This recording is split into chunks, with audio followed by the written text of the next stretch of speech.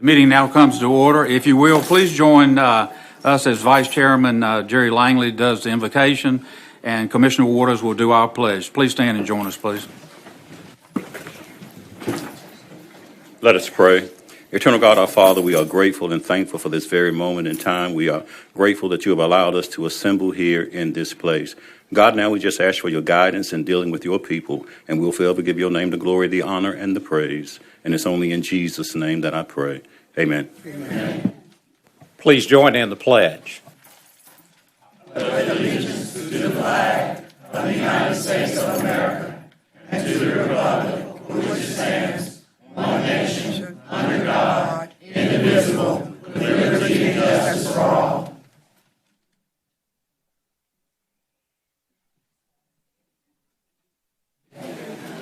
I'd like to welcome everyone here tonight.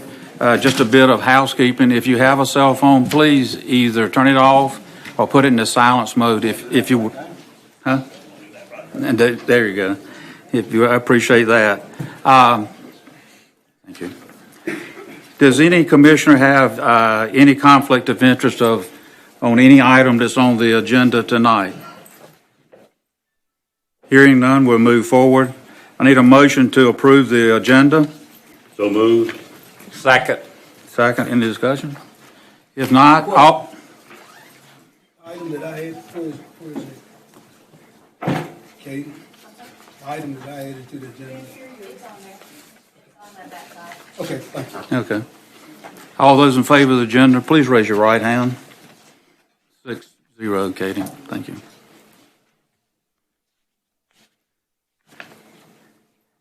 Okay, we're up to items for presentation. The first one, we're very honored tonight to have Jessica Burnham join us from the Beaufort High Partnership for Children, giving out Governor's Service Awards.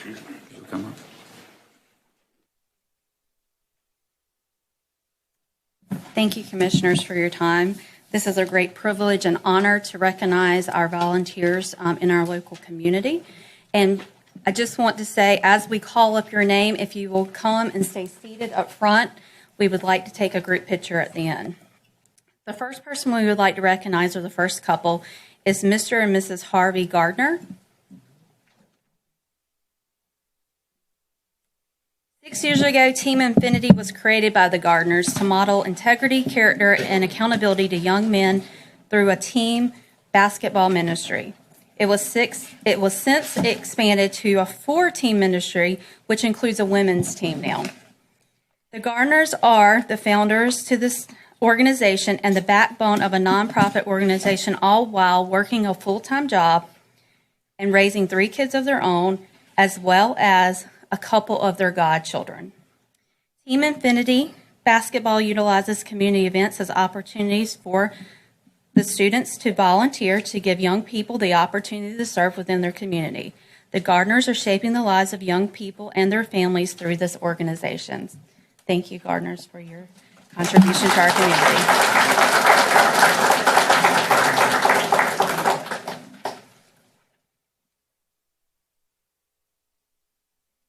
The next person we would like to recognize is Deb Riles. Deb, if you will come forward. Deb Riles has served Beaufort and surrounding North Carolina counties in over a lifetime of service. Deb has made volunteering a cornerstone of her personal commitment to serve, from serving as a mentor to at-risk mothers and children in Durham, Pitt, and Beaufort counties. Deb was a driving force behind the establishment of Ruth's House and continues to reach out in many other areas to bring about positive change in her community. Thank you, Deb.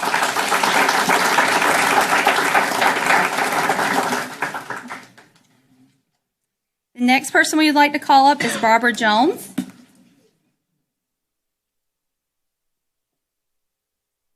For the past 20 years, Ms. Jones has been an advocate for people living in their rural community, especially the children and families of the local school. Ms. Jones served as a chairperson for the S.W. Snowden Bright Futures Committee, where she has fundraised through collecting donations through the Coke Rewards Program, canned soda tabs for Ronald McDonald House. She single-handedly established and continues to honor veterans of the community each year with a breakfast and school programs that ensures the veterans with mobility issues are able to attend. Ms. Jones makes each child her own and has always put the welfare of other beings before herself. Thank you for your service.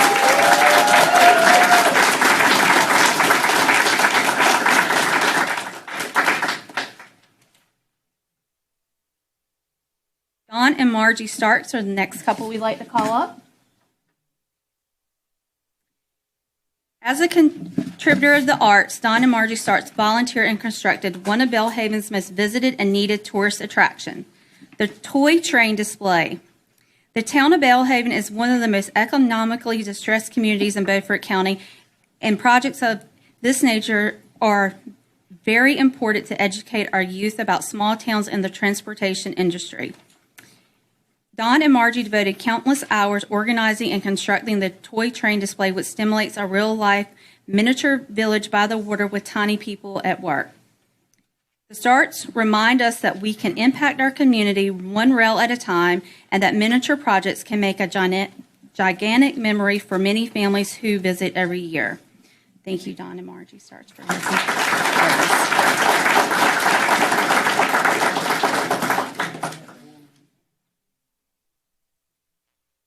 The next person we would like to call up is Chrislyn Wetterland.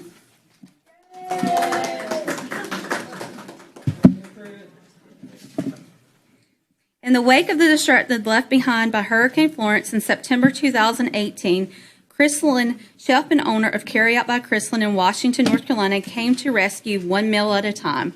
The first responders and residents affected by the devastating storm of hurricane this fall. With a servant's heart, Chrislyn rallied the support of the community, volunteers, and donors who joined her in preparing and serving and giving 13,081 meals from September 15th until December 18th.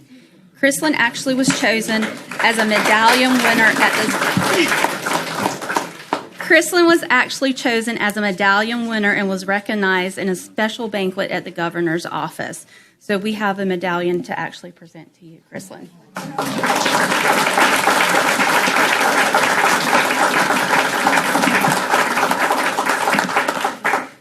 In close, I would like to say this is a great honor. You guys were nominated by members of your community, and you stand before us because of that reason. You actually were chosen and honored by the governor's office, so we appreciate your time and dedication that you give back to our communities. We appreciate all your time and help.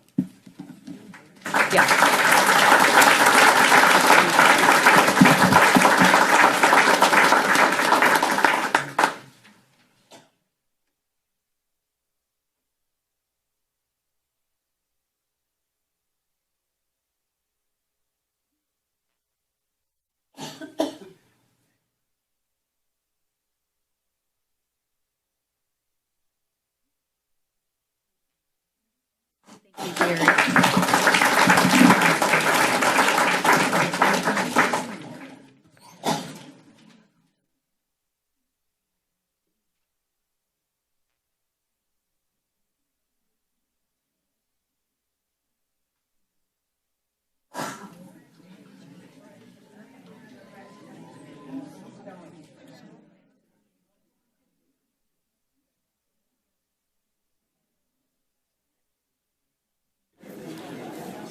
Moving along on our presentation, we have Jim Madson to come up and talk to us.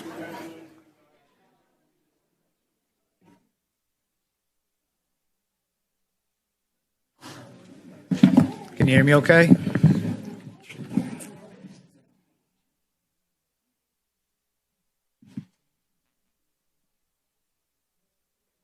Well, let's see, I picked a bad time because, we have such good news to start with, and then I got to give you bad news about something. But I picked a good time for public awareness, so I'll get the message out. So I'm going to talk to you a little bit about measles, the outbreak that's occurring, and some vaccine-preventable disease information. I presented this to the Board of Health last time, and then they asked me to come give this to y'all as well. This is an opportunity for me to get some public awareness out about this. But if you know, measles is a virus that's pretty contagious. As a matter of fact, it's the most contagious virus known to man. Oftentimes, about 2 weeks after exposure, somebody gets a high fever, a cough, runny nose, red, watery eyes, and then all of a sudden a rash breaks out, and then they're contagious for a while. And like I said, it's one of the most contagious diseases out there. So it's a big public health concern. The vaccine came out in 1963, so you can see from the graph up here that once the vaccine came out, in the United States, numbers went from about 500,000 a year reportable diseases of measles down to about 100 per year of reportable cases. And so the vaccine was shown to be very effective in eliminating the disease. And this is reportable cases. Prior to 1963, probably many cases were not actually reported to the medical system. So you see that it had a positive impact on the cases. This just shows the last 10 years of the disease in the United States. So you can see that this year is the worst that we've had since we declared the measles eliminated in the United States. And by eliminated, they mean there's no endemic cases of measles in the United States. So far, for this year, we've got 981 cases, so the last bar in there, and we're only 5 months into the year. So the expectation is that we're going to exceed this by quite a bit. Here you can see the states that have reported cases. They're following about 10 separate clusters that are occurring throughout the United States. Most of them are occurring in New York. Of those cases that have been followed, 90% are unvaccinated and 6% are unknown status on their vaccination. No cases have been reported yet in North Carolina. But most everybody in the state is preparing for North Carolina to have its first case sometime soon. So vaccinations are very important. And one thing I wanted to make sure I relayed to everybody is about herd immunity, because, from a public health perspective, we want to vaccinate individual people to protect them from the disease. But you also have a lot of people out there that can't receive the vaccinations for medical reasons. Their immune system is really not good because of the diseases, cancer, leukemia, a variety of immunodeficiencies that may be out there. And so herd immunity helps protect them from also getting the disease, in this case measles, that we're talking about. What it means is if everybody's vaccinated but those who can't receive it, the likelihood of them coming in contact with somebody that has the disease is minimal. So therefore they're protected in that sense. So what we strive for is 95+% of people vaccinated. You really want to be at 99% with something like measles, which is very contagious. But for most of the vaccines out there, we're talking about 95% vaccination rate. It's very important. So herd immunity is very important for me when I'm looking at the public health aspect of things. And so I was able to get the children's vaccination rates to show that in our public schools, we have 32 not vaccinated for various reasons. Mostly it's going to be for medical reasons and for religious reasons. So that means we have 99.51% coverage, which again is a very good rate and has good herd immunity for those few that cannot receive it. The private school numbers are a little bit more of a lower rate of concern from a public health perspective, and it's private schooling, so it could be home-based as well, where we have 30 of 850 not vaccinated for exemption reasons, which brings the herd immunity to 96.47. Still above 95%, not still a likelihood, but it's an increased probability. So if we were to have an outbreak, it would probably be in that setting. And then I just wanted to mention that there's other vaccine-preventable diseases that we continue to monitor, which we worry about with vaccination rates. Some of the most common ones would be whooping cough, or pertussis, chickenpox, polio, mumps, meningococcal, and pneumococcal. Are there any questions? Two questions. First question, the North Carolina public schools require that every student be immunized before entering school. Either immunized or have an exemption on Or have file. an exemption. Who enforces that? The school, I think, monitors that information. They send it to the state. The health department doesn't have anything to do with enforcing it. Not enforcement. No. Okay. The second thing is the nodes for the centers for this, from what I've been seeing, are places that have a lot of immigrants. Well, immigrants might contribute to the population if they're unvaccinated. Measles, though, is a big one where efforts were done to immunize everybody. But you have high populations that do not believe in vaccinations, and you have certain pockets of areas that may have unvaccinated folks. Yeah. Well, legal immigrants are required to have some kind of medical certificates. Yes, sir. Illegal immigrants do not have it, and from what I've seen, most of this is coming from centers with illegal immigrants.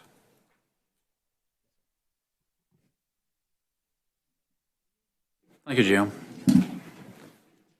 Carnie Hedgepeth, our Emergency Service Director, is going to make a presentation now.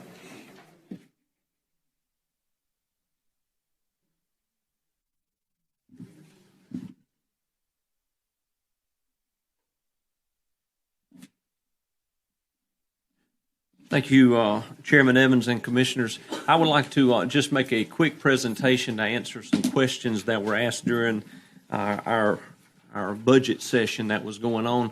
3 specific questions that will be answered as we look at today. Number one was, what was our basic call statistics or basic call numbers as we look at the last year? We're going to have that for 2 years. A comparison between the actual number of calls that we had and the number of calls billed, and then a specific target looking at overdoses over the last year. So you have in front of you a quick fact sheets front and back put on each one of your things, and you also have a copy of the presentation. So looking at the basic call statistics, we broke that in the 18-19 year and also the 17-18. The 17-18 is a complete year, a 12-month cycle from July 1st through June 30th. That would have been July 1st, 2017 to June 30th, 2018. When you look at the 18-19 statistics, the left-hand side of that column, that is July 1st, 2018 to May 1st of this year. So we don't have a complete year statistic in it, but it's as current as we can go. So you see all of the county's calls, every agency, and what they run. We did break our EMS units down specifically, the Beaufort County EMS piece, so you can see those numbers. So you see Beaufort County EMS calls. If you'll look at the second section where we compare EMS billing statistics with the numbers of calls, on your quick fact sheet, that'll be the next column that we look at. In 18-19, we had a total of 1,759 PCRs. That means that's how many dispatched calls we went to. However, that does not necessarily mean that's how many patients or billable patients we would see. You'll see beside that, we had 467 non-billable calls. And those non-billable calls could be from a Medic 4 response. Any call on the south side of the river almost any call gets a Medic 4 response, our QRV on the south side. That billing is being done in whichever agency is transporting that unit. So that's a big number of the 467. Also, there's treatment, no transports, or patient refusals, no patient found, or DOAs. So billable calls, you see we had 1,292 in this current year that we're in, and actual bills issued by Collington, 1,302. And we see a slight variance in that, and we think that is attributed to the DOAs. There's not a charge in transportation if we have a DOA. Continuing looking, if you look at our next column, or 17-18 statistics, you see 2,044 total calls, again, non-billable calls being 566. I want to bring your attention to the bottom of these two comparisons. Overall, in our 18-19, our current year where we are in EMS billing, we are collecting on an average of $335.81 per call. That's at 65.81% collection rate. That is down from the previous years you look at it, but we're dealing with real data, right now data. And so these are calls that were just run in the last 30 days, and the bill has just gone out, and we usually collect about 3 months behind on those bills that come out. So we'll see that number, we should see that number rise. If you look at the 17-18, you will see that the collection trip rate was $360.09 with a collection rate of about 71% when you look at that revenue. I would like to say some things that have been implemented by county staff for collection improvement. First of all, we do third-party contracting through a billing agency, and we have certainly developed stronger ties with that agency.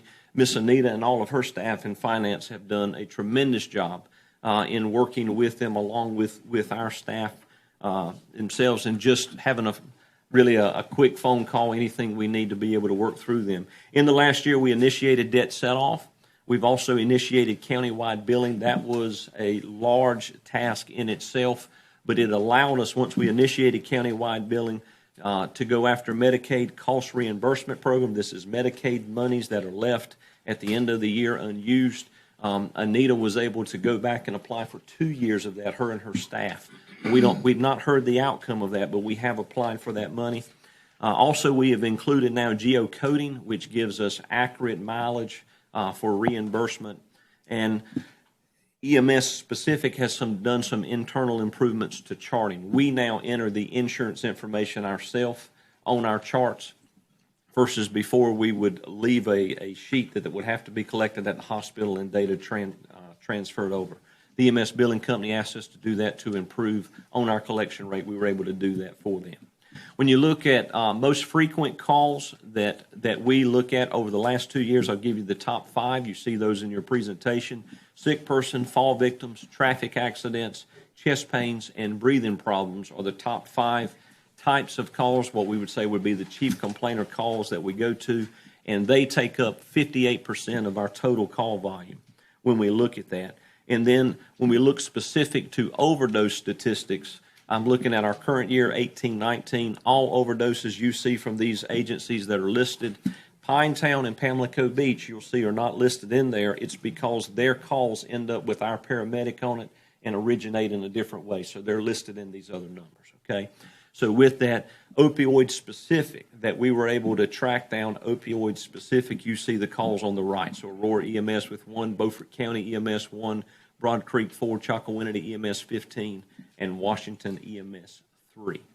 I would like to say in this reporting, we do not have software capabilities that allows us just to do a quick in and out to get this information. This information is going through QA and looking at reports and really dropping down to that. So this is the information we were able to come up with. Be glad to answer any questions you may have from these numbers. Carnie, looking at the data here, where is the most used opioids? Well, last time when we had our meeting at the community college, right, we had it broke down in areas that was most used. Where is it now? So if we go by just EMS department, Chocowinity EMS is running the most of those calls. And I would like to say, these numbers are not to say that you see in the graph back on the opioid use itself on this presentation chart that I have up for you. These are opioid-specific calls. Okay. So there's other calls that could have opioids included with them, but that wasn't the chief complaint or that wasn't the originator of what was taking place with that patient. So there's many other patients that may be on opioids. They may be on prescribed medicines that can do that, but these are calls specific to the opioid overdose. Now, is it possible that with our system, some of these overlapping calls, it just said that the heaviest concentration was Chocowinity. Sometimes Washington goes out of the captured area. Sometimes Broad Creek goes out. That is correct, and I don't have the data in front of you to show the actual location of those calls. It is something I could get for you if you'd like to see. Is there any way do we do any tracking? The reason I asked, we was in Asheville, we was talking about these opioid uses Saturday, and we was also talking about how many of these pills that are being prescribed to people. And that was a way I didn't take the time to see what was being done in Beaufort County. Thank you. Our big spike, if I may add, our big spike last year, we know was because of the opioid use with carfentanil being added in. We do believe education's taken a big piece of that. We think law enforcement efforts have taken a big piece in correcting that. and an understanding by individuals. Also, the availability of Narcan, not just from an EMS system. There may be things out there that we don't get called for now because they're able to self-administer. A family member may be able to self-administer. Either way, we're saving lives in what we're looking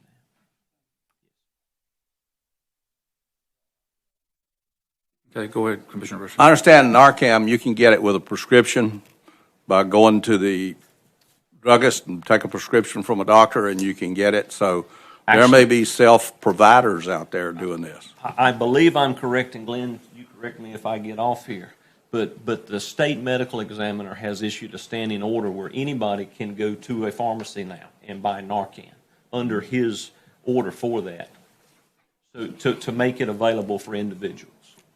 Well, I checked. I wasn't checking for myself, but That's your story. but they did. The pharmacist did tell me you had to have a prescription in order to get it. I mean, so we need to get that sorted out. Yeah, because I thought that had been issued. I'll check on that. They told me I needed a prescription. Okay. Commissioner Waters. Carnie, I just want to make sure I understand these numbers. 18-19 is for 10 months, and 17-18 is for 12 months. That is correct. Okay. Next question. When you look at the collection per trip, It's actually 9 months, just for clarity on the numbers, because our numbers have risen. that's right, I see July. I was thinking Yes, it was June. No, you're right. I'm incorrect there. You're Okay. right, 10 months. Sorry All right. about that. The collection per trip, do you know what the industry number looks like there? You are in need of one? Industry number is around 310 to 315. Okay. So we're slightly above the industry normal collection of calls. One more question. Yes. Any idea why that number is going down from the previous year, 360 to 335? Is that Medicare reimbursement rate decline? Since I've given you current year statistics, you got to think of the time for the I bill got to you. even go out and then come back in. It's usually collected 2 to 3 months behind. I got you. Thank you. Thank you, Carney. Yes, sir. Thank you. Need a motion to go into public hearing? Need a second? Second. All those in favor, raise your right hand, please. I think so. Nola Ramos, how you doing? Good. How are you guys?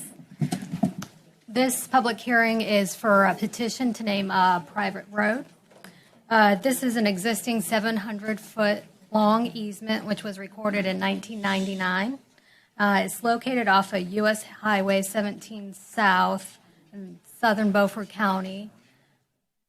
This easement is approximately 550 feet from the intersection of U.S. Highway 17 South and Frederick Road, which is south of Chocowinity jurisdiction. Ads were run in the Washington Daily News on May 21st and 28th. The petition was submitted by Ronald Huss, who has 4 lots, and also William Cowart, who has 1 lot off of the easement. The road name petition was triggered by a request for a 3rd address along the easement. 3 road names have been proposed. In order of preference, they are Yonder Lane, Honeybee Lane, and Harvest Lane. The first choice presented a sound alike, and staff is recommending Honeybee Lane. Are there any questions?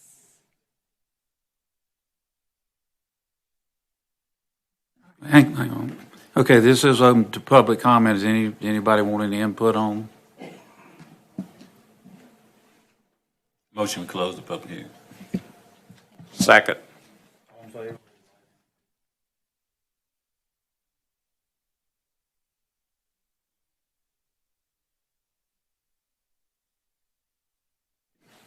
Okay, need a motion to go into public hearing for item number 2. So moved. Second. All in favor, please raise your right hand. 6-0. Let's see. Good evening. Martin? This public hearing is to receive comments on a proposed economic development performance grant to Project Mojo. Project Mojo designs and manufactures energy-efficient motor launches. The company proposes to invest $2.7 million and create 18 new jobs over the next 2 years if Beaufort County is selected for the project. The proposed county performance grant is up to approximately $11,000 and will be used to match a potential $60,000 1NC grant from the state of North Carolina. A performance grant requires the company to meet its capital investment and job creation goals in order to receive the proposed grant funding. Any comments?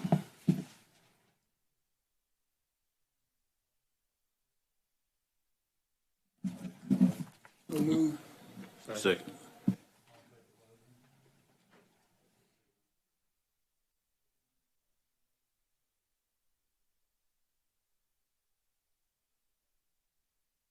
Mr. Chairman, I move we go into the public hearing on the budget. Second.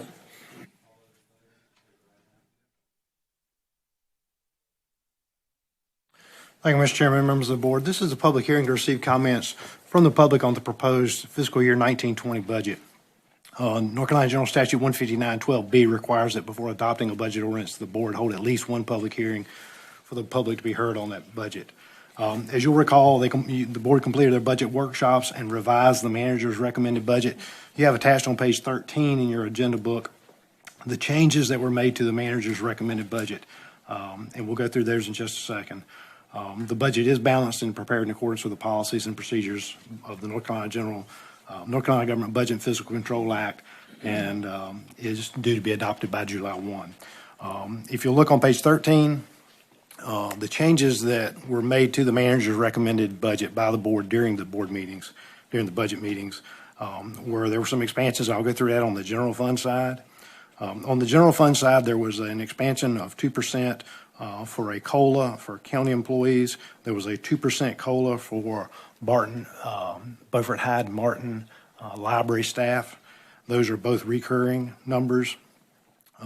There was a grant. There was an expansion in the amount of $10,000 for the drug recovery court. That is a recurring amount that would go over the 3 years of the grant. There was a recurring number of $14,251 for the NC East Alliance membership. You'll remember in that there was an opportunity to either be a member of the NC East Alliance or do it on a per project basis, kind of a pay-as-you-go, and the board chose to be a member of that. There was also recurring funding in the amount of $246,075 that was added to the capital improvements funding. There was already some existing funding in the budget for that, and the board essentially added that additional amount to bring it to the amount of 1 penny on the tax rate, which is $575,000. So you'll see up on the revenue side, that's where you see that increase, where it says increase tax rate by 1 cent and designate it for capital improvements.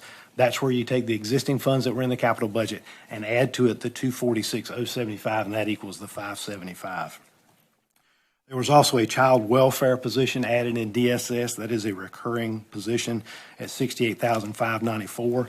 There is a revenue offset from the state of North Carolina for that. You'll see that in the revenue side. Just below the first one is $15,474. The state provides some funding for that on the offset. There was also a change in the school current expense funding, which is a recurring amount of $179,000. Essentially what the board did was they took $179,000 from the capital. As you recall, there are two line items that the board provides for the school system, either a current expense funding or a capital funding. So there are two numbers that go in there. Essentially what the board did was they took $179, took it out of capital, moved it up to current expense. And you'll see the offset in the bottom where it says reduce school capital funding. So essentially the school funding stayed the same as it was for last year overall. You just moved some money between the two line items. In some changes, although they're called expansions, they are decreases in services on this side. The board eliminated the funding for the lobbyist at the amount of $36,000, and they also eliminated doing video production outside and bringing that in-house. That's a recurring piece. That video will still occur. It's just going to be done by in-house staff instead of outside staff, and that's a $30,000 reduction. So that is on your general fund side. If you'll flick to page 14, in the water funds, you'll see where there was a a 2% COLA for water fund employees, and that's amount of $21,036. And that is offset on the revenue side by a reduction in the addition to fund balance of $21,036. The way the water fund is set up, there's a certain amount that's set in by the revenues that come in that go back into that fund. It's done on purpose that way because you have some debt services coming up later to help build some fund balance to pay that debt service. And then the solid waste fund is the same. $317 provides for the 2% COLA. There's a slight piece of personnel costs that are associated with the solid waste fund. So that 317 comes out of the reduction in contingency for the revenue side. Those are the changes that the board made to the budget that was presented, and it is now part of the process by which you receive public comment on that. After that, you have the ability to either adopt the budget or hold it until your next meeting. We have scheduled a special call meeting next week at the same time if the board chooses to do that. It just needs to be worked out and completed before July 1. Any questions you have? Just point of clarification, on that drug court money for the Chuckett Judicial District is $10,000 per Beaufort County. Yes, sir. That is pending if all other counties participate, is that correct? No, sir, that's not the way we understood it. We've shown it in the budget as $10,000. We do know that Washington County is participating. We know that Martin County is participating. Martin County is participating. We have not heard from Hyde or Turrell yet. But it's my understanding that the counties are going to participate. But we did not make it contingent upon anything else. Our understanding was you wanted to do it. I mean, well, where does the makeup money come from? That would be up to the Second Judicial District to figure out where to get those funds. They wouldn't come back to you for funds. Thank you. Commissioner Richardson? Within the budget, there's a proposed increase in solid waste fees of what? $10. $10 increase in solid waste fees. Yes, sir. Okay, we're now open. You have anything else, Brian? Okay, it's now open to public. Mr. Cheeseman, your name's number one on the list.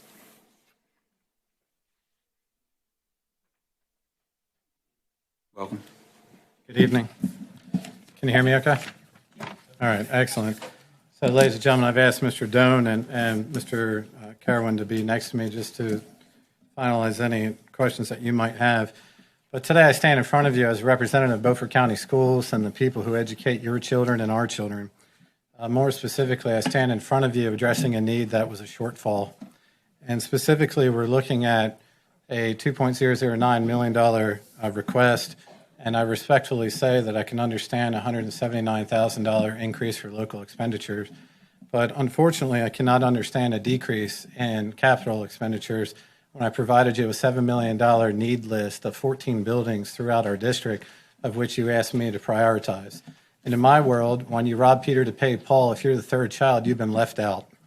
And I'm the third child in my family, and my parents gave me the opportunity to speak, and I thank you for allowing me the time to speak. We stand in a moment right now because of the aftermath of this type of ORED study that has created a panic across our district. Even more so, I spent the weekend down in Snowden in Aurora with about 50 people in church wondering specifically, would we close our school because they weren't sure if we would receive the funding. Even more so, Golden Leaf, Jason Rochelle reached out to me about an hour before this meeting started to actually red flag the Golden Leaf grant that they would like to give us because they were very concerned that your ORED study said that you would close North Side or South Side. So right now they're waiting to hear back whether you would write a letter of support on behalf of Beaufort County Schools in order to have that Golden Leaf grant that we need so much. And again, that study was really working with our business leaders and our school community in order to ensure that our students and children graduate with the skills necessary to fill the jobs here in Beaufort County and beyond our borders. So I'm hoping that you'll join me in signing off on a letter tomorrow giving the support. Now, the reason I'm actually here today is specifically to talk about the shortfall and what that means. And first and foremost, I want to thank you for the $15 million that you've given our district. And I don't want that to be lost on anyone in this room or this community. So I'm going to pause for a moment. It's not enough. And that's really what it is. That's really what it is. I'm not here to criticize you. I'm not here to scold you. I'm coming back to you saying it is not enough. And so with that, let me talk to you about why it's not enough.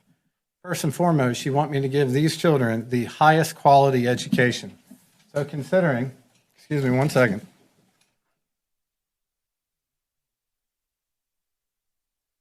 If you do not increase our funding, I'm going to lay her off, or someone like her. That's real. There are 8 time-limited positions in this county that I'm immediately going to say goodbye to. And she and many other people in this district provide the high-quality education all the way down to our pre-K, all the way down to the young children of this community and other communities who bring their kids to Beaufort County. And one of those will be my own child. And so considering you're looking at teachers, and you've asked me how many teacher positions, let's talk about TAs. Look at the custodian over my right shoulder, left as you face me. Someone's going to get laid off. Straight up. And that should not happen in any regard. Thank you. So considering with that, I want you to know, 8 TA positions will close out. But Senate Bill 329 sits out there saying specifically, let's provide more funding for teacher assistants. But I cannot use Senate Bill 329 to replace what I don't have. It's supposed to be in addition to, and that's part of the issue. So when you talk to me specifically about where the money comes from, I've already told you specifically that I could save $980,000 by not replacing teacher vacancy jobs. Kids will lose. When we talk about wellness of our employees will lose. They will do twice as much work for covering someone else who used to be there, but because of your decision, will not be there. And even more so with that, when I talked about a partnership 3 weeks ago, 5 of you have sat either in my office or I've sat in yours. 1 of you have failed to meet with me at all since January, at my request. And the other person, I went all the way up the steps to your office. But 5 of you looked right at me and said, I'm pro-education. Well, that's like my mother looking at me saying, I love you all equally. I looked at my older brothers. I know it. She didn't love us all equally. I get it. But the key part of that is it's about behaviors. And this school system hired a superintendent that would die for its employees.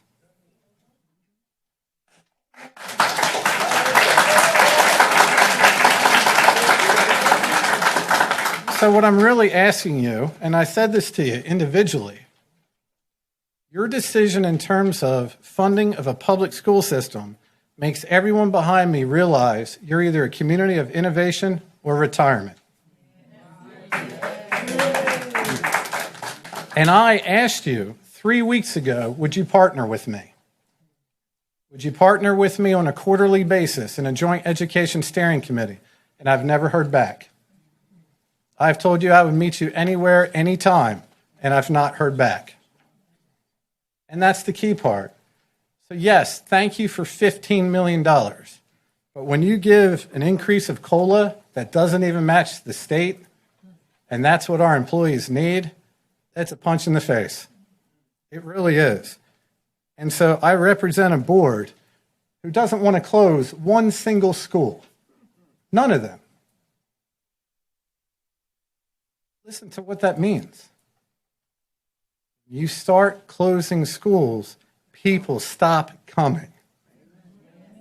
I can tell you that. I've been in Chicago, I've been in Sacramento, I've been in Oakland. I'm originally from New Jersey, outside of Philadelphia. I know what it's like to be on the South Side. And right now, the South Side is scared of you. I'm serious. It's real. And so what I'm asking you to do is really think back through that funding mechanism, because you're at 23% fund balance, is what I've heard. I'm now below 8. That's scary.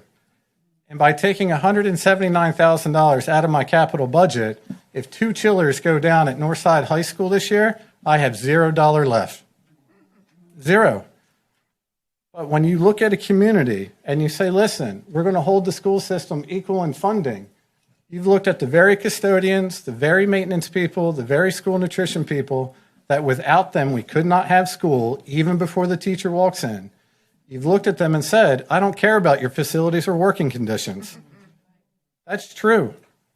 And so if you're asking me to hold 14 buildings together, or you don't care if I close one, that's very scary for children and their parents. Because some of our families, the safest place to be for their children is school. And that is real. And what amazes me is that some of you are so passionate about this Golden Leaf grant, the very grant that would teach our children the skill sets for the jobs that all of you are saying we need. You were willing to contribute more dollars. And then you took away $179,000 out of capital, shifted it over to local, so all you really did was rob Peter to pay Paul, and our kids are left out. And that's scary. And so, Commissioner Waters, when you look at me and you say, well, we have the highest per pupil allotment and spending in the region, these are our children. You would want to spend more on these kids. And the key part of that is you never asked me what textbooks cost this year. You've never asked me what lab materials will cost. You never asked me how much science teachers pay out of their own paycheck in the middle of Walmart to give a lab experience to children. You didn't ask me that. You just turned around and said, per pupil, we're the best. Good for you, because when I got the highest score in my family, Mom put it on the side of the refrigerator and then it was next. So if you're saying, here's our paper, we're the highest, tap it to a refrigerator, have at it. But at the same time, the children are going to lose. And if they lose, I lose high-quality teachers. And if you lose high-quality teachers, high-quality teacher assistants, bus drivers who are paid less than what they deserve, my goodness. If you lose your custodians, if you lose your school nutrition, what do you have? You have chaos. And that chaos started with an ORED study. And now you've asked for that study a year ago, and it came to fruition this spring. And Thomas Dudley and Matthew Palmer walked right in and said, hey, you should close these schools. And all they did, really, was count the total number of classrooms and the total number of children, and you paid almost $40,000 for that mathematics, and I would have done it for half. When you could have saved that money and gave it to us. You could have saved that money, gave it to my TAs, gave it to my custodians, give it to my nurses. Right? So what I'm saying really is this. Thank you for welcoming me to Beaufort County Schools.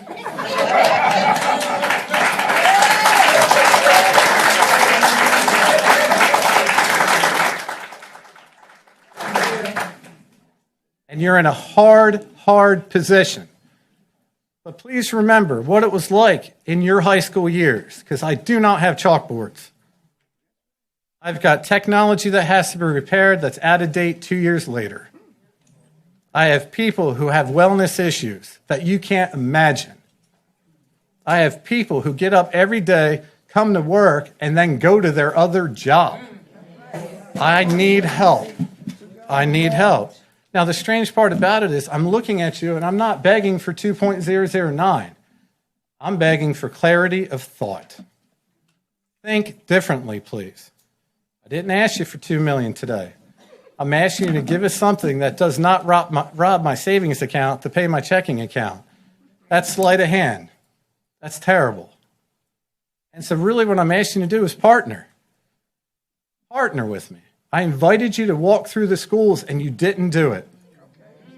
Not as a group. I invited you to partner with me and be the best. I asked you to be the best in your position to specifically make us known locally, regionally, statewide, and nationally. I've asked us to do that together. And you asked me how long would it take, and I said 3 years. And the best way to bring people to your community is get yourself out of low performing.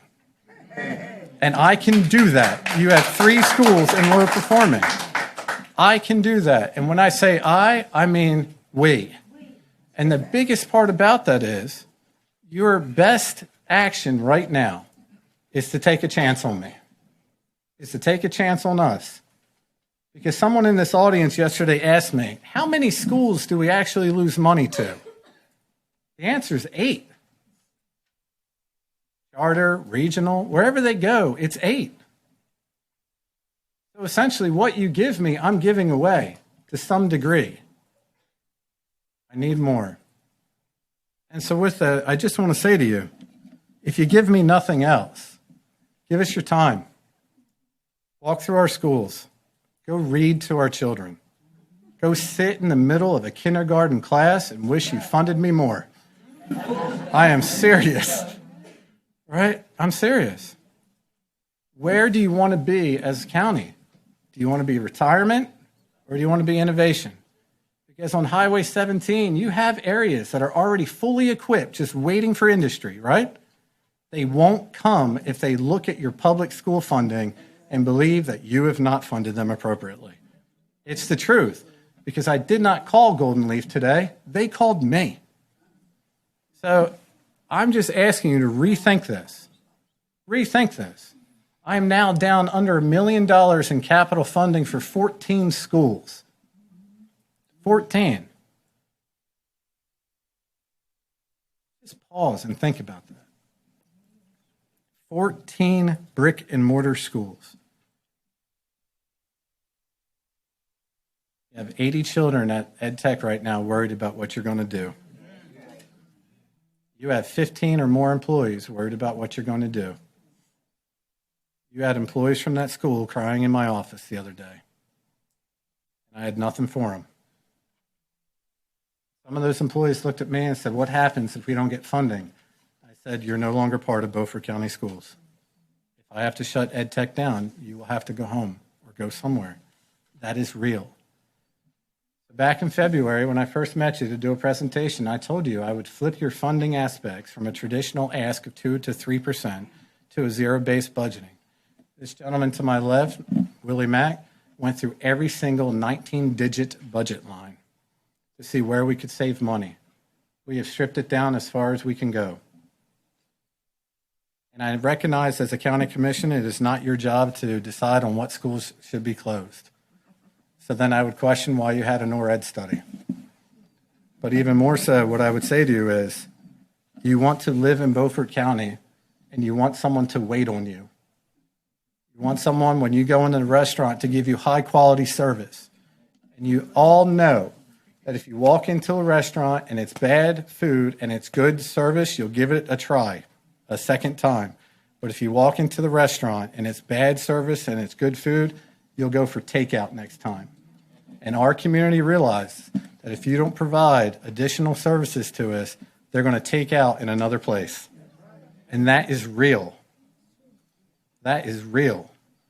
And so with that, there's 5 words that typically come out of my mouth: influence, impact, legacy, relationships, and urgency.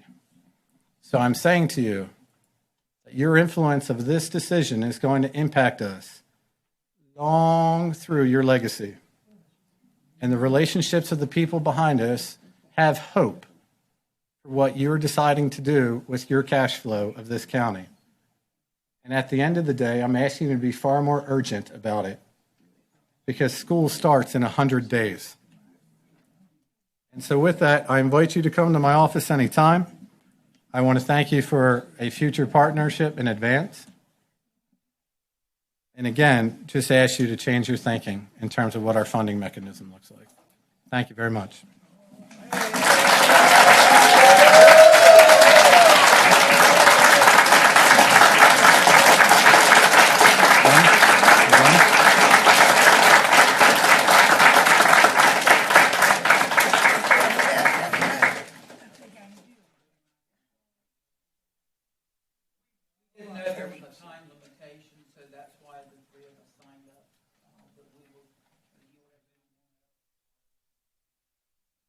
Anyone else like to come up for public hearing?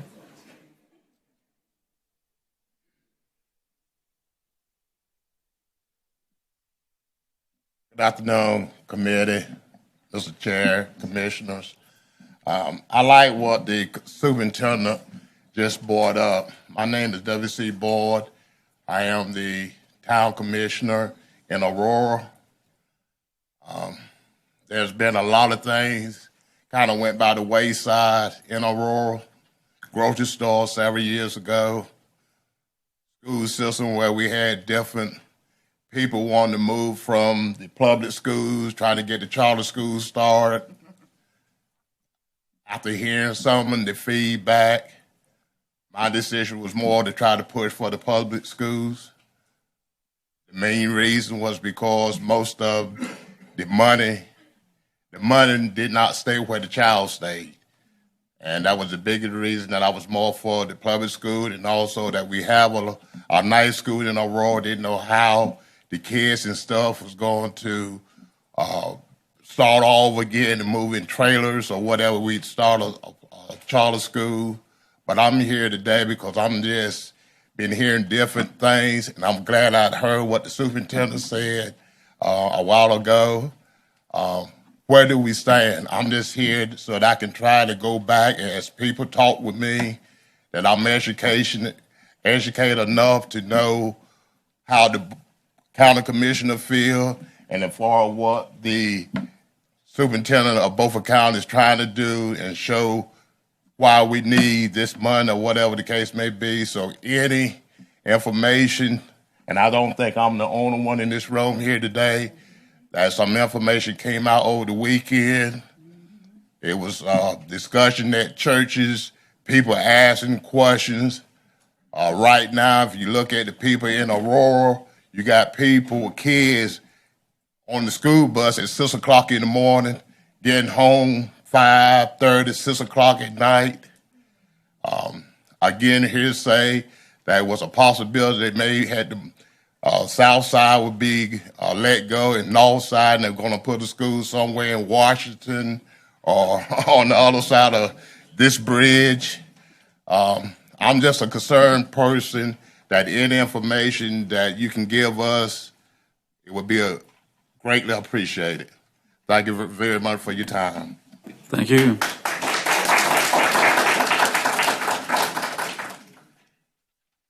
Product of SW Stoughton School. Yes, sir. Yes, sir. Oh, do I have to tell you who I am? First of all, these two gentlemen on the end, I appreciate your enthusiasm when the superintendent was up here, because you guys were very much into him. But as I said, I'm a product of SW Stoughton. Could you give us your name and where you live, please? I live in Aurora. My name is Eugene Fuller. I live in Aurora. The land that Snowden is built on was my family land many, many years ago. That town means a lot to me.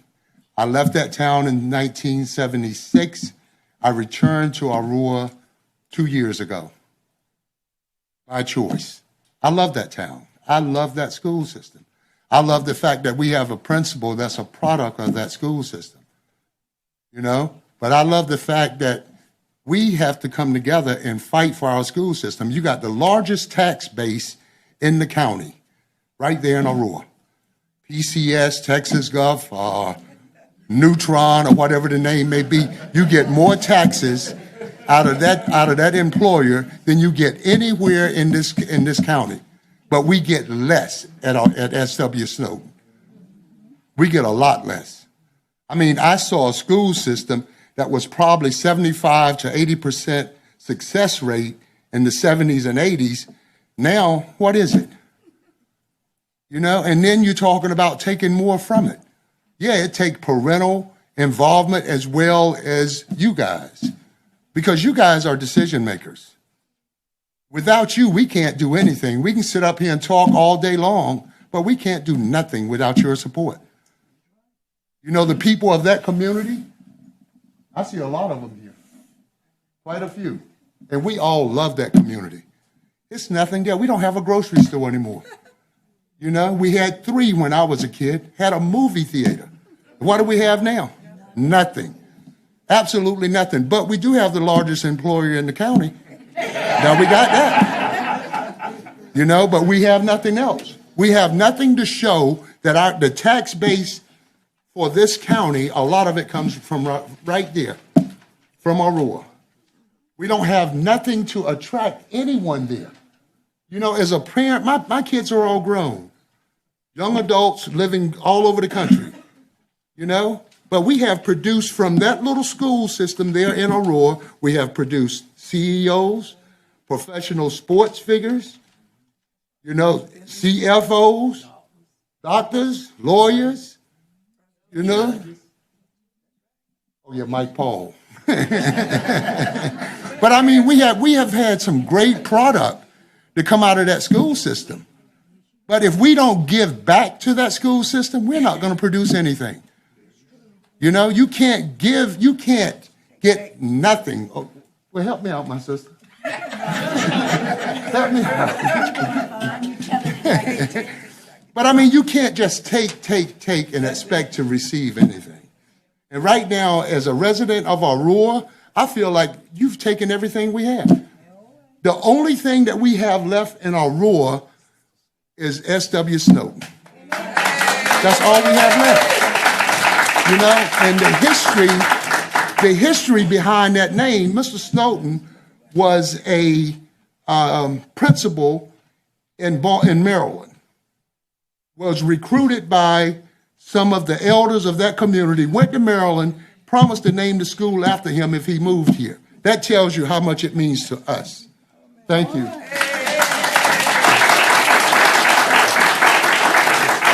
Thank you, sir. My name is Travis Midget, and I'm from Aurora. And after meeting with the superintendent Saturday, and he went over the scores for S.W. Snowden, and the last 2 years he showed us where the school was improving. But he made a statement. He said it's not improving fast enough.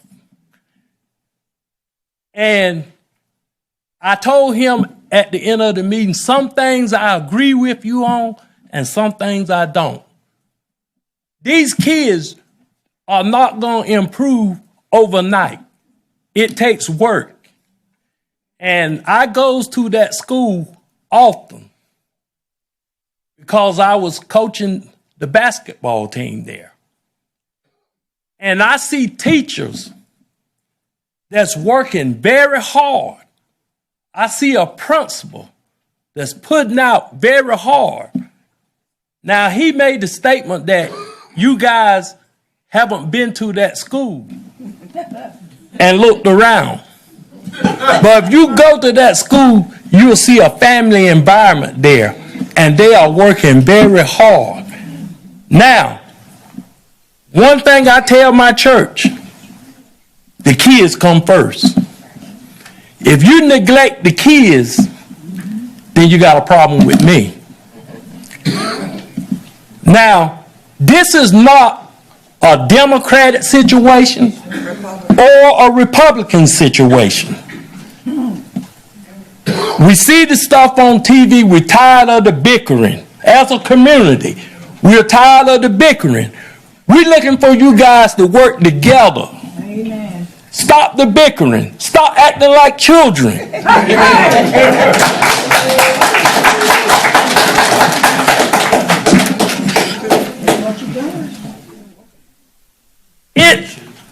It's all about progression. And if you take away the schools, that's not progression. That's going the other direction. Our kids are our future. And this is something that we pull aside that you're a Republican. Pull aside that you're a Democrat. Pull aside that you are independent. Because these children don't have anything to do with politics. They do not know what you are. They might know who you are, but they don't know what you are. So let's think about these children. Let's give them what they need. We shouldn't lose Nair School in this county. We shouldn't lose Nair one. We should be looking to hire the best teachers, the best principals. It's time out for the backroom deals and all that kind of stuff. Let's throw that stuff to the side and let's start focusing on the kids. Thank you. Is anyone else? Anyone else? Motion to close. Whoa, wait. Glenn? Is there anybody who wants to talk about anything other than the schools? It's a budget hearing.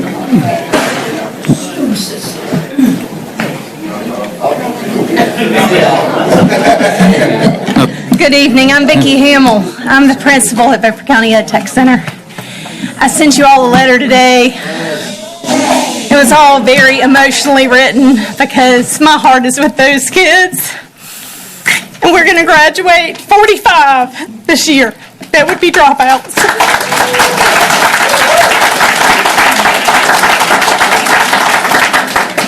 They're not easy to deal with. Some of them have been through horrible, traumatic situations. Some of them have been homeless. Some of them live in extreme poverty. Some of them are neglected and abused. It's a last chance academy in so many ways for those kids. And I know I'm emotional and that may not be professional, but it is with heart that I speak today for my kids, because all of us are employable adults. We have a high school diploma, we have associate's degrees, we have bachelor's degrees, we have master's degrees. And whether or not Beaufort County can continue to support us and employ us, we have a chance. But our children that come to Ed Tech will not do well in the regular setting. They've already proved that. They've proven that the regular setting is not the best fit for them. And yes, we have an expensive per pupil amount of money spent there. But I've personally made it my agenda to reduce the utilities there and have done so. I'll send you the expense report if you'd like to see it, but I've reduced the utility costs there this year. I've done everything I can to ensure that kids stay in school. I've worked with all these wonderful people to try to prevent the loss of those high school diplomas, because we see the long-term cost of losing education. I sent it to you in the email today. There's a chart that shows the cost of incarceration. Some of our kids without a high school diploma will not be gainfully employed, and they may turn to crime. I also sent you a video with a research-based study from CNBC about the long-term cost of high school dropouts. If you'll consider the long-term cost versus the short-term investment, I'm sure you'll see it's worth it to give us the funds that we need to give a quality education to every kid, even the one that's dropped out and been called back. I spent last summer calling students that had dropped out and asking them to come back to school. And this June 15th, we will graduate 45 students.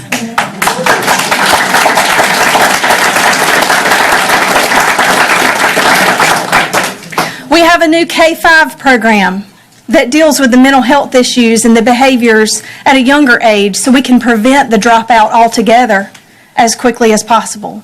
We added a middle school teacher this year to take the load off of one teacher from teaching all the subjects and just having two.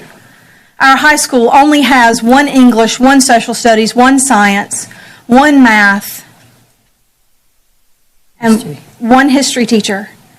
We run on a skeleton crew, and sometimes our class sizes are 23 to 25 when they should be 10 to 15. But we're doing everything we can to help these students be successful, employable, and successful. That's what we want. So we don't come to you today, demanding money. We come to you asking for a chance. I appreciate your consideration, and thank you for having us all here today. I know we've taken a lot of your time, but our children are important. Thank you. Good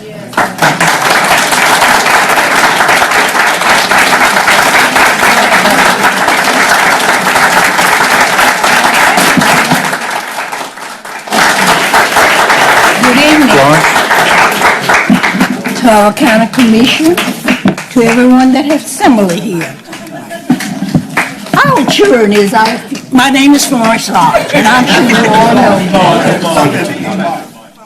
I'm out here gonna. My name is Florence Lodge, and I'm concerned about our school situation. Our children is our future. That's right. Would you be sitting there today if somebody hadn't been concerned about you? We need to come together, as the man said, the young man. You don't worry about a Democrat. You don't worry about a Republican, Independent. These are your children. We need to work with these children. And if you don't work and let them get, I don't think it's right for teachers to take money out of their pocket and buy for their children when we are paying tax out there to help our children. I don't think it's right. And another thing about it, too, we got to learn that it's not all about us. We got to look because of Aurora School, Snowden School. We got to be concerned about every school that we have. Are we concerned? Or are we putting them down? We need to look up and keep our children in school. I have talked to I go to different meetings, and I have talked to black children and white children. Why are you leaving Washington and going off to another school or leaving Beaufort out here going to Greenville? You know what their reply was? We cannot get a decent job. Amen. And if you can't get a decent job, you're going to put them out here, they're going to be stealing and doing everything. So we need to work on that. We need to come together. I don't care what color you are. You need to come together, put it on the table, and talk about it. Because we are not addressing with our children. We are making the law enforcement, making them make more money, because our children is so bad. Oh, this thing. I have talked to law enforcement about our children, and I know a lot of it is our parents. You got everything sealed up. If they do something bad, we can't go out there and get them. We can't beat them. Because you're saying you have the law knocking at your door.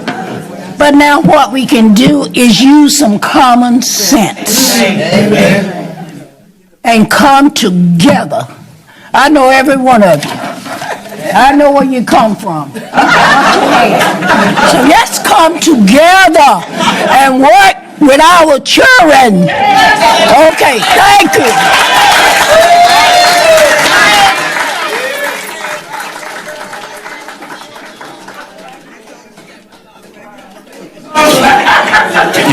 Anyone else? Anyone else want to talk about the budget in any other area?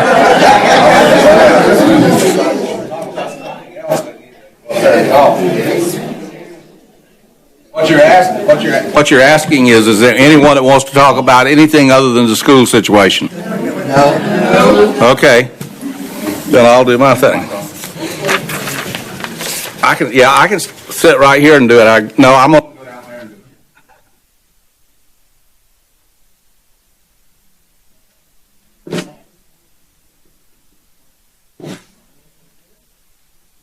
It is no secret that I have a problem with the budget process.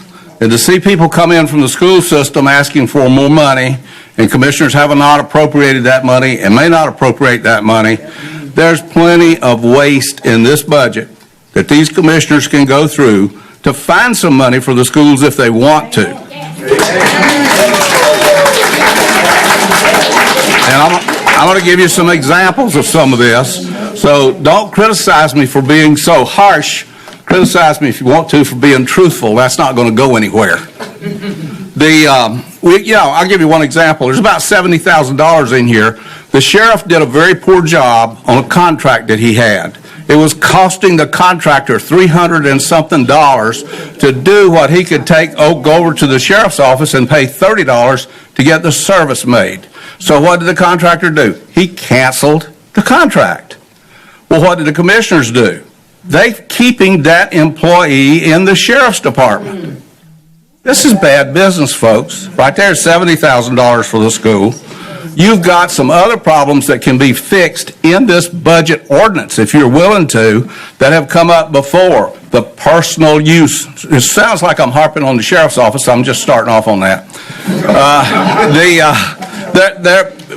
We have a situation where employees use vehicles for personal purposes. The commissioners, all you have to do is say in the budget ordinance, there's no appropriation in this ordinance for the personal use of any county property. You've made some money there. The average mileage on the sheriff's cars, on patrol cars, using their information is less than 50,000 miles per car. And when you look at the rest of what's going on in the sheriff's department, you have to work to get over 100,000 miles per car. Now, people can tell me whatever they want to, but these cars are made. If you can't get 200,000 miles on a car today, there's something wrong with you. You're not taking care of it. But there's $400,000 in the sheriff's budget to buy new cars. What is he going to do with them when he gets them? This is one of the sins of these so-called continuation budgets, where we just stick the same number in this year that we had last year. This board has not been willing to address overstaffing. They keep telling me, well, tell us where to cut. I'm not going out and pinpoint people I know that are surplus in county government, and I know where some are, because this board is not willing to vote to adjust payroll and staff to what it should be. You continued the budget, and you let that person you didn't need, several of them, stay where they were, and they're still working. That's $50,000 or $60,000 a year. So there's money here. The budget was increased for, another example was the sheriff bought new guns for all of his people last year. $50,000. Guess what? That $50,000 is in the budget again this year. It was never taken out. We've got these kinds of issues that this board has refused to film these budget meetings so the public can see what's really going on, and they don't know these things. And that's why I'm up here talking about it today, because these are sore points. There's plenty of things that can be cut from this budget. One of the things that's being talked about is a capital fund for the jail. Sounds to me like that's going to be in addition to the budget. And if it is, that's another $1.5 million that these people want. Why? Because of mismanagement in the jail. You can talk it all you want to, but I went down and saw myself today. This stuff can be repaired. We'll probably put modern stuff in just to get the thing shut down, the controversy shut down. But that's mismanagement. Any way that you want to look at it, it's mismanagement. There's been no look or removal of things that we bought last year that can be used for more than 1 year. Commissioners didn't even look at it, and you've passed a budget that you intend to raise 1 cent to raise another $575,000 this year. Solid waste fees have gone up $10 within this budget in a separate fund. So I'm back where I was before. The sinful thing that this county does on budgeting is continuation budgets. You, commissioners, have not done your job. There's at least a couple of $1 million that can be cut out of this budget.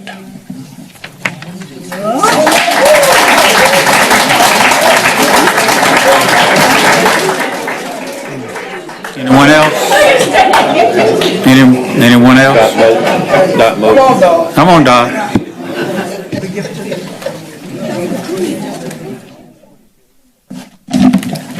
Mr. Chairman and Commissioners, I wasn't going to speak tonight, but I've heard about all I can stand.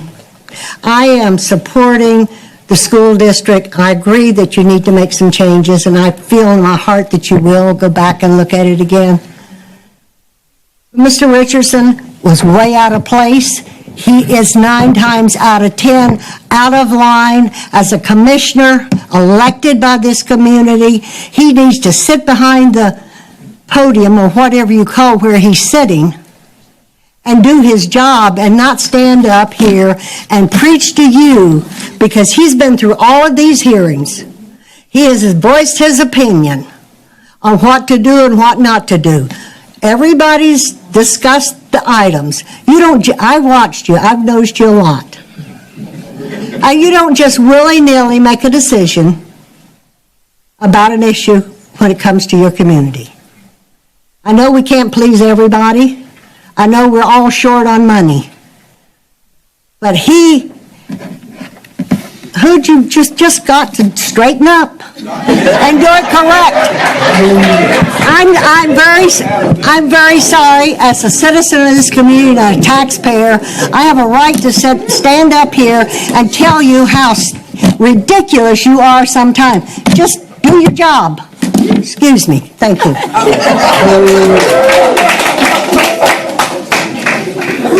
Anyone else? Anyone? The budget? Gonna close? I need a motion.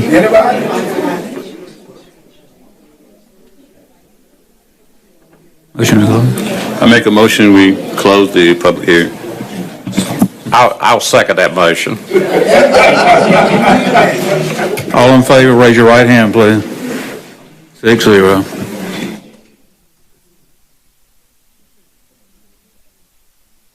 Okay, it's public comments. Tim Mordecai. Is Tim here? He's outside. W.C. Boyd, is he here? He's on the phone. He's already spoken. Oh, okay. Miss Mish?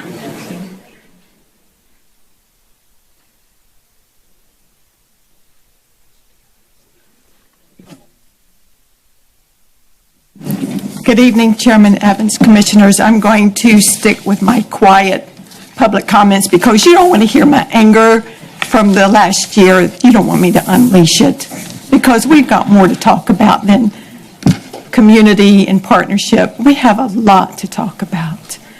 It's been some 20 years of on and off discussion about our need for a new jail.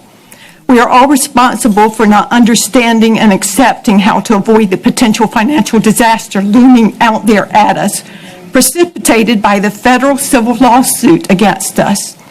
Yes, we are very fortunate there is one company out there willing to repair the broken doors of the jail. Yes, buying time while we decide on the necessity to build a new public safety facility before we face receivership, before the federal government steps in to spend exorbitantly building one for us and handing us the bill. It is time we move the discussion forward on planning for a new facility and work on our accountability for what happens now. Engage our fellow citizens about the comparative gains to losses based on our voting on the jail bond referendum. It's time to work on the obvious and address our one reasonable option. It shouldn't be difficult to explain. To vote yes on a new public safety facility we build ourselves will save us from what we would all dread most, one built anyway, based on the casualty of our long-term resistance, one built at far greater cost. Commissioners, please get behind what is best for this community and begin community engagement about the jail bond referendum. Tonight, I begin by asking Chief Deputy Rhodes to have an open house. Invite everyone who wants to learn about the jail issue to come and ask questions.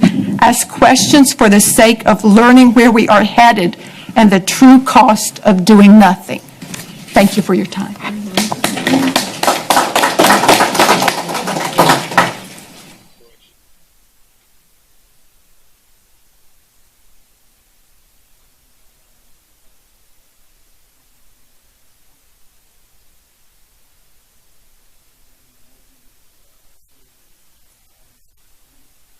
I recommend we approve the items for consent with the additional one that was added as it relates to the jury commission reappointment. Second.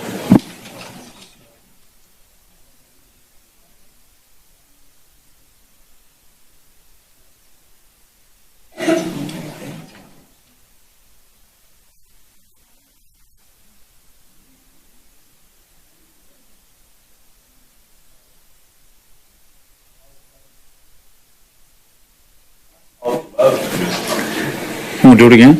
We can do it again. All right. All those for it? That's for it. All those opposed? Passes 4-2.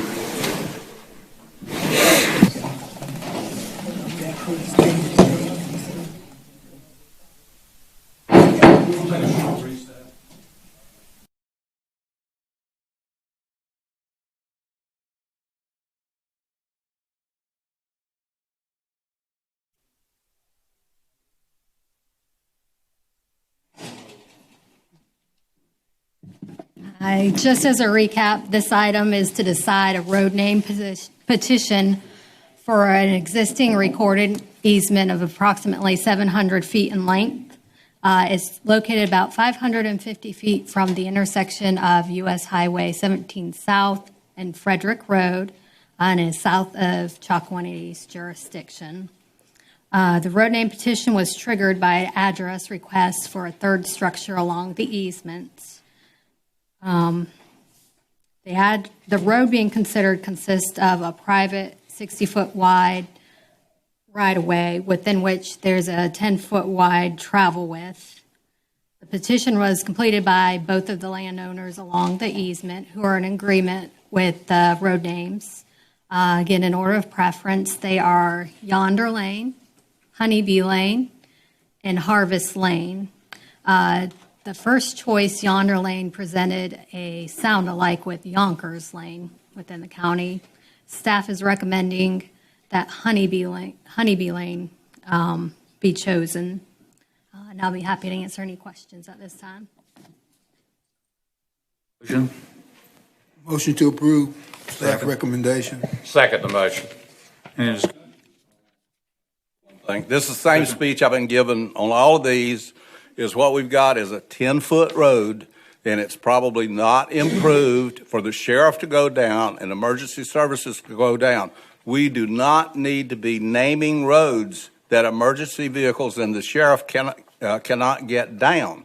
These people need to have mailboxes at the road with a road number out at the road.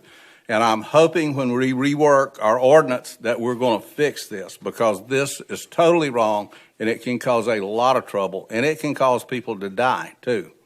So I'm voting against it on that principle, but. Mr. Waters?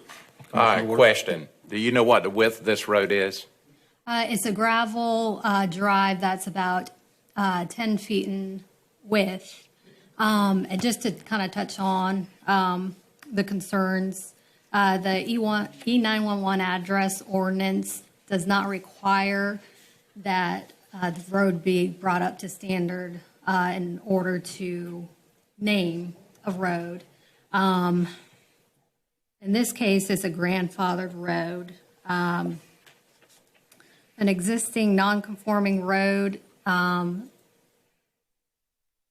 is only required to be brought up to standards when there's a subdivision existing along the road. At this point, there's no subdivision happening, and the ordinance that pertains to is the subdivision, the Beaufort County subdivision ordinance, section 404.2, addressing easements. If you like, I could read that. I'm more interested in the width of the road. Okay, I was kind of addressing both of the concerns there. It is 10 feet wide for the gravel road within the 60-foot right-of-way. Is it like a logging path with trees on both sides? No, it's clear within the right-of-way. Okay, it's clear on both sides. That's So correct. there wouldn't be any branches touching the EMS truck? No, Okay. yeah. All right. You've answered my question. Okay. Any more questions? You ready to vote? All in favor, raise your right hand. Yeah, whoa, yeah. All opposed? Raise your hands down. 4-2, motion passed. Okay. All right, for this Ms. next Roberts, item. Okay. Go ahead. For this next item, staff is asking the board to clarify road name decision made in 1999. This decision affected State Route 1424, which begins at Market Street Extension and traverses north-northwest, ending short of the Martin County border. Through the 1999 resolution, State Route 1424 from Market Street to the intersection of Gallberry Road, and you have maps in your packets if you want to follow along, This portion was named Avenue Road. From Gallberry Road to the Highway 171 intersection was named St. John's Church Road. This decision has left unclear what the portion of road from Highway 171 to the northwest should be named.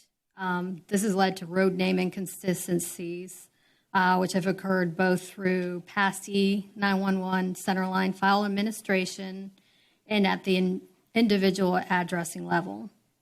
The road name transition from Avenue Road to St. John's Road, St. John Church Road, has shifted northeast of the Gallberry Road intersection up to the Corey Road intersection, leaving 3 structures addressed Avenue Road and none addressed as St. John's Church Road.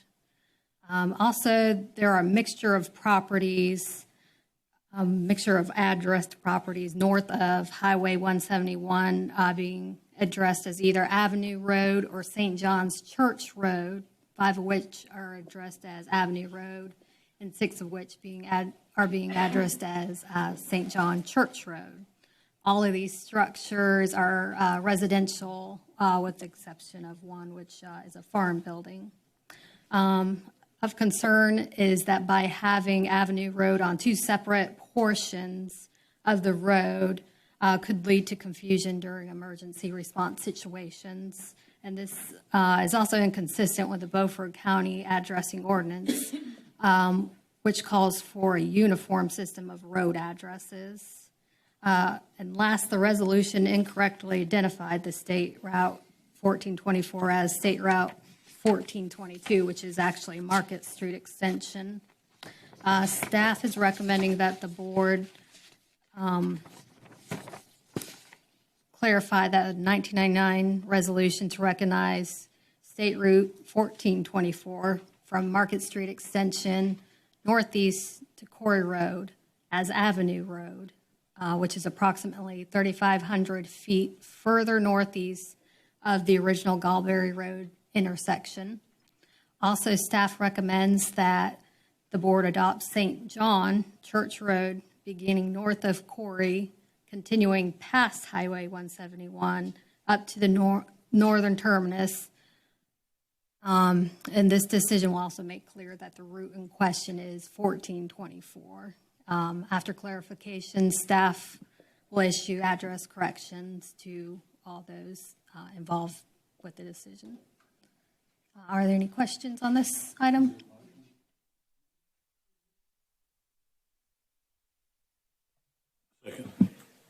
Discussion? Just for the records, all parties involved are okay with this change. I understand we had a staff member that went out and spoke to the property owners. I'm not The property sure. owners, do anyone know that the property owners involved are okay with this change? Yes or no? I can't say 100%. I don't know that that's true. Okay. Do one thing. Let me say this. Can you say, insofar as you know, all property owners are in agreement with it? You don't know of any that are in disagreement with it. Can you say that? I would prefer not to say.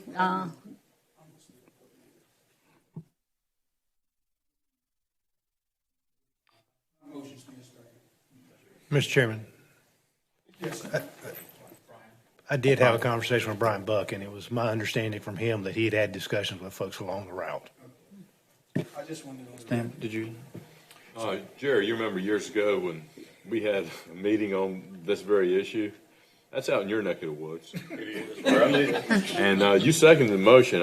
Is it okay to your knowledge? Nobody has said anything to me. I live on Avenue Road. Yes, I thought you did. That's not changing. That's not changing. But that's still pretty close. Yeah. Will you second if he withdraws second? Doing well right now. All right, well, move on. Let's move on. Yeah. We're ready to vote. All in favor, please raise your right hand. 6-0. Pass. Thank you. Melody, please join us.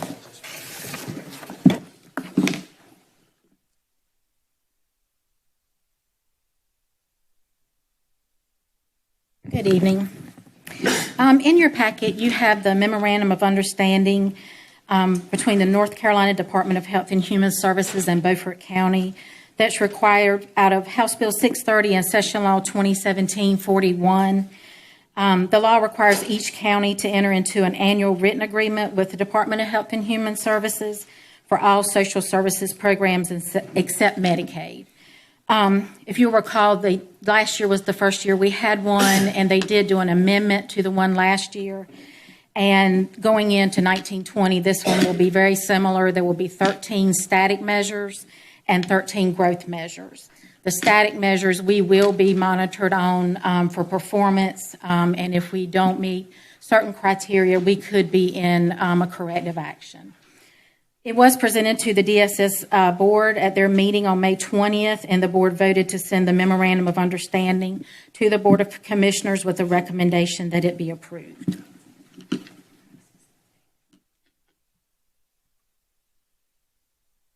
Motion to approve.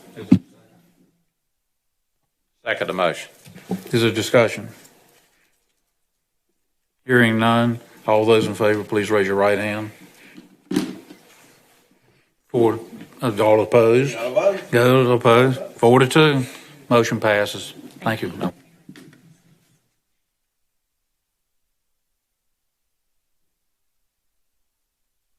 Christina? Good evening, Commissioners. I bring before you this evening an update on the locking system upgrade for the Beaufort County Detention Center. I believe the last time we spoke was during the budget workshop when I gave an update. Since that time, technicians for Montgomery Technology Systems, a technician was able to visit the site. He came in this morning, and we went through looking at the sliders. If you recall, that is the one item that MTS did not have a complete scope of work for. So the technician came in today, and we actually took the covers off of the housings of 3 of the sliders to get a representative sample. 2 of the sliders were from the original 1969 construction, and 1 of the sliders was from the 1987 renovation of the facility. So looking at that, we believe that, hoping that that would give us a representative sample of the sliders. What the technician uncovered when he did that is that the existing slider devices were manufactured by a company, Roanoke Iron, which is no longer in business. He says that getting replacement parts for those type of devices, they are not readily available. So looking in conjunction with that, and then also looking at the actual construction of the sliders and how the locking mechanisms work, there is a lot of opportunity for inmates to alter or to tamper with the system. The system is not a sealed system, so there are spaces and gaps that are open that inmates in the past have been able to go in and to make it so that the doors do not function as they are supposed to function. Actually, one of the housings that we uncovered today was very evident of that. There was quite a bit of trash that was in that. So the technician looked at those sliders. He also took measurements of all of the sliders in the facility. He then contacted his superiors back with MTS because, again, what the goal of the technician coming on site was for him to actually look at our existing facility and to make sure that that all of the cost associated with making that a functioning and locking system would be, hopefully we would know about it now and not know about it later. I was hoping to have a renewed price today, but there were some additional issues that the technician saw that they did not have pricing readily available, so I do not have that available for you tonight. They are working on that, and in the next week we'll go together and go over each of those 97 openings to come up with a defined scope of work. Any questions about that so far? Need a motion? Either. Do we? Okay. So they are still working, right, they're still working to give a total cost. They've given me an estimate, but again, that's not a final number. I'm hoping to have that within the next week.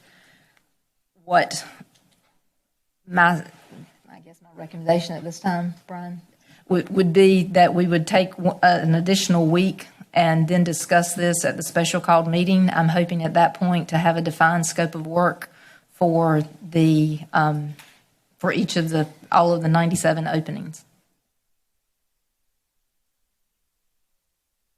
Oh, I said isn't there one previously scheduled?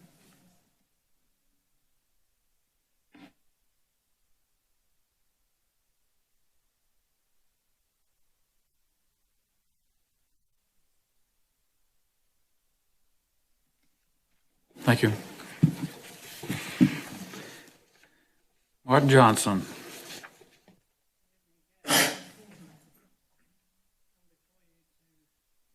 Request a performance grant to match a North Carolina Department of Commerce $60,000 grant for Project Mojo.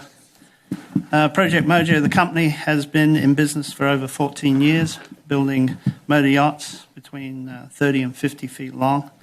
And their current out-of-state facility has been at capacity for 3 years with no room to expand. So they're looking to expand that facility by finding another facility. They intend to increase capacity and achieve lower cost of manufacturing with this new facility in Southeast U.S. and better serve their growing Southeast markets.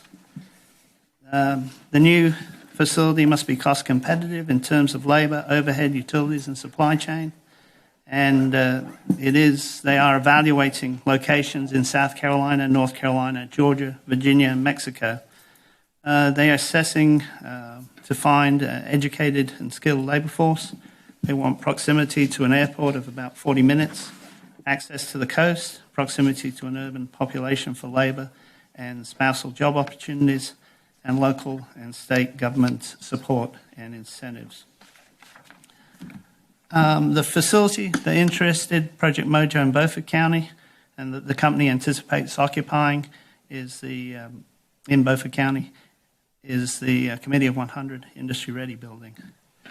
Project Mojo plans to create at their new facility 18 new jobs, an average wage of $43,667.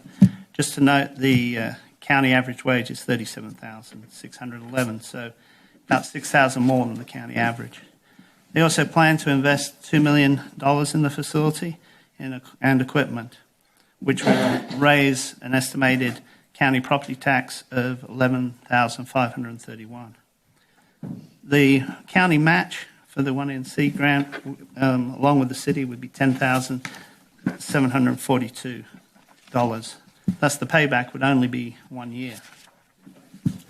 So I come before you tonight to request the County Board of Commissioners vote that the county manager and the county attorney work with Project Mojo to provide an estimated $10,742 performance grant to make up, along with an estimated $9,258 from the City of Washington, the 30% match needed for the state of North Carolina $60,000 1NC grant. Got any questions? So move. Second. Discussion? Do you? Well, yeah. Let me ask a couple of Okay. questions. How long will this grant go on? How many years? It's anticipated that we should be able to close it out in 1 year. They want to move very quickly. The 1NC is a 3-year grant, so it could stay open as long as 3 years, but they want to take the building, move in. In fact, they're looking at... Excuse me, I thought it was on. They're looking at expanding relatively quickly if it's successful. We're going to collect that much in taxes. Yes. And it only for 1 year. Yes. Okay. Thank you. Any other questions? Now, we're not going to expend this money unless they're definitely coming. Right, yes. That they make the investment they say they're going to make and create the jobs they're going to make. They're going to present And that's a how letter. the one North Carolina fund, that's how it works. The money, once they create jobs and they make expenditure, then they receive the money. And that's the same way we do with the county money. So we're basically matching the 1NC grant. Is this by agreement or by letter? This would be under the 1NC program, be by agreement, yeah. Okay. Time to vote. All those in favor, please raise your right hand. 6-0. Motion passes. Thank you very much.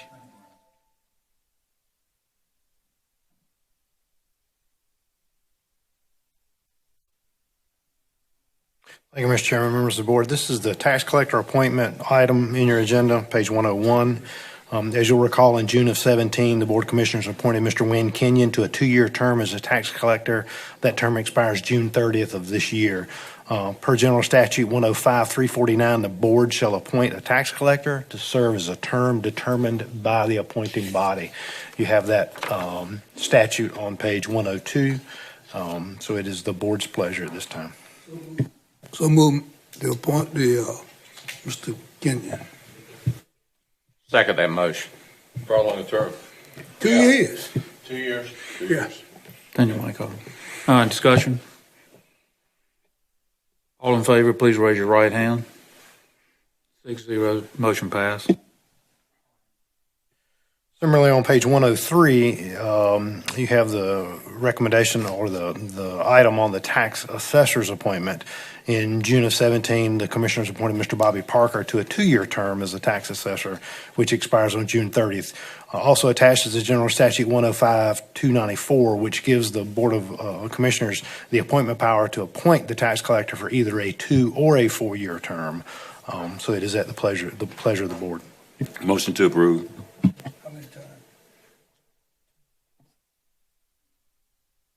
Statute allows a 2 or a 4-year term. 2. I'll second that motion, Mr. Chairman. Any discussion? Discussion? Time to vote. All those in favor, please raise your right hand. 5-1. One opposed. Passes. Motion passed. Brian?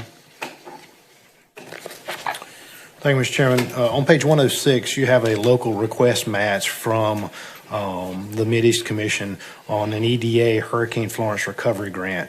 You'll see attached to the description of the grant, there was a $200,000 grant that the Mideast acquired through EDA, and it's specifically for Hurricane Florence Recovery Grant. It is to be used for recovery efforts and technical assistance in Beaufort, Bertie, and Pitt counties over the next 2 years, and Mideast is seeking support from those counties and local cooperative electrical cooperatives for the required $50,000 match. So the recommendation there is to approve $10,000 in this current year's contingency funding to fund Beaufort County's share of that EDA grant. There won't be any additional funding next year. This would cover it for this year, so you'd get a 2-year grant person working on recovery efforts for essentially $5,000 a year. Motion to approve. I'll second the motion. Any discussion? As I always ask when we have these multiple county grants, is all other counties involved, participated, to your knowing, Mr. Manager? I do not know the answer. My assumption would be that they would, otherwise they will not receive the services. Thank you. Commissioner Richardson. My question is this going to lighten the load on our staff? It will to some extent. It will help. It'll also allow them to go after additional things in those counties relating to other grant opportunities that the COG would be the lead on. It would help us in our work as well. Is it something that they pursue, or do we have to ask them to look for these grants? New grants? I think they will do that as part of this project. They'll be looking for other opportunities and being able to find other things that might be a part of that, plus any additional work that's going on. Time to vote. All those in favor, please raise your right hand. 6-0. Motion passes. Brian. Page 108 is the Mideast planning contract for fiscal year 1920. Attached is the planning contract. This is the same contract we have with it's a professional services contract we have with the COG this fiscal year to provide for planning services. It is the same amount. The contract does have a 45-day termination clause for any reason, so the county could step out of it if they want to on 45 days' notice, as well as the COG could step out of it. Services are provided on an hourly basis with a not-to-exceed amount of $60,000. You have the contract attached, and there is funding appropriated in the proposed budget to fund this. Mr. Chairman, I recommend or make the motion to approve the Mideast planning contract for fiscal year 1920. Second. Discussion.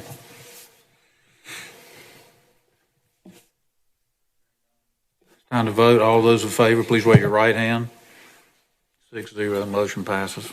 This is on page 113. This is the sale of right-of-way at the Beaufort County Community College. As you recall from, it's been a while ago, the DOT came and did a presentation to the board about a safety project they were proposing in front of the community college. It is essentially creating a super street design in that area where you have turnarounds. You have to keep you from crossing too much traffic. So they are now in the process of acquiring rights of way for that.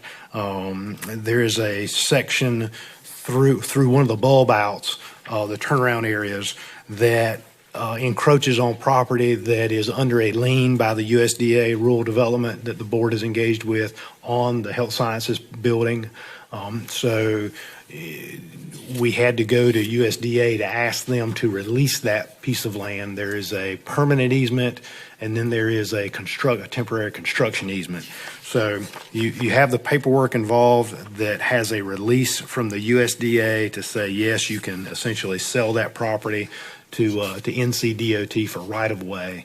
That total amount is $5,300. You see how it's broken down, and then we are required to take that $5,300 and give it to USDA to go against the lien that they have on the property. So you still have a loan on that from them. So we would recommend your approval and answer any questions you might have. Motion to approve. Second. Discussion. One comment. The amount that we're actually selling is $4,600, which is 1/1500ths of an acre. If you convert that, Bobby Parker, that brings the value to $30,263 an acre. So that's probably one of the best deals that we've seen, or that I've seen in 4 years. So.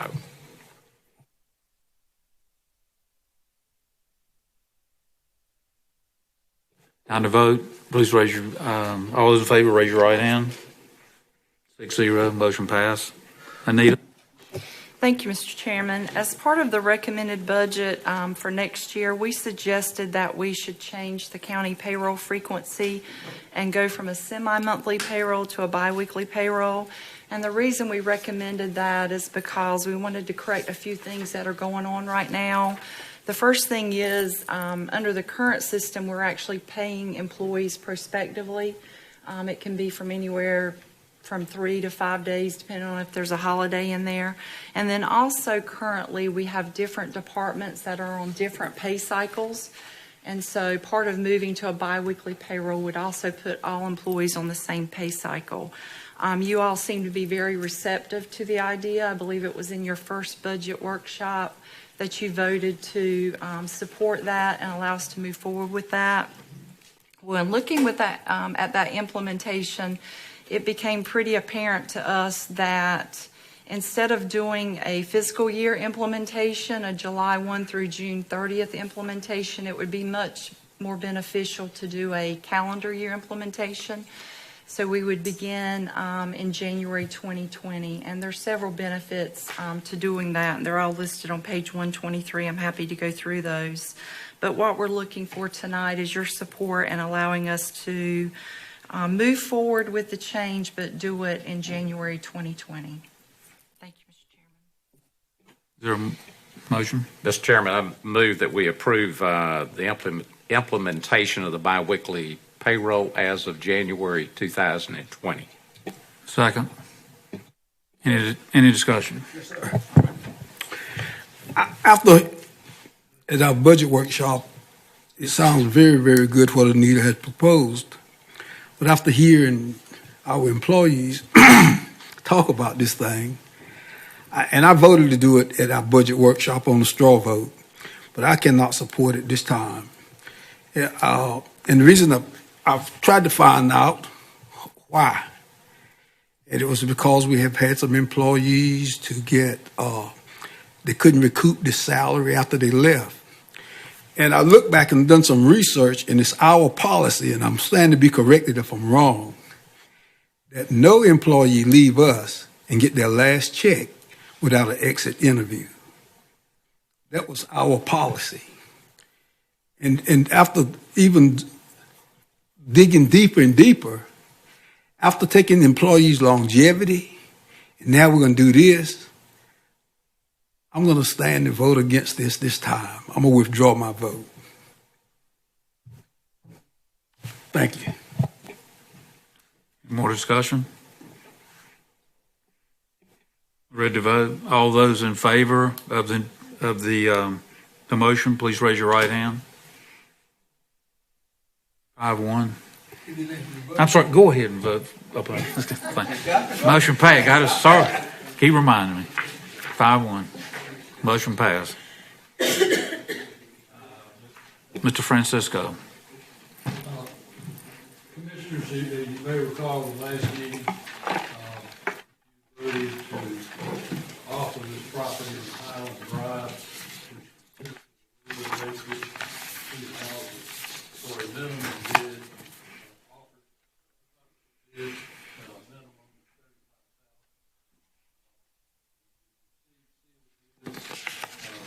Open last week.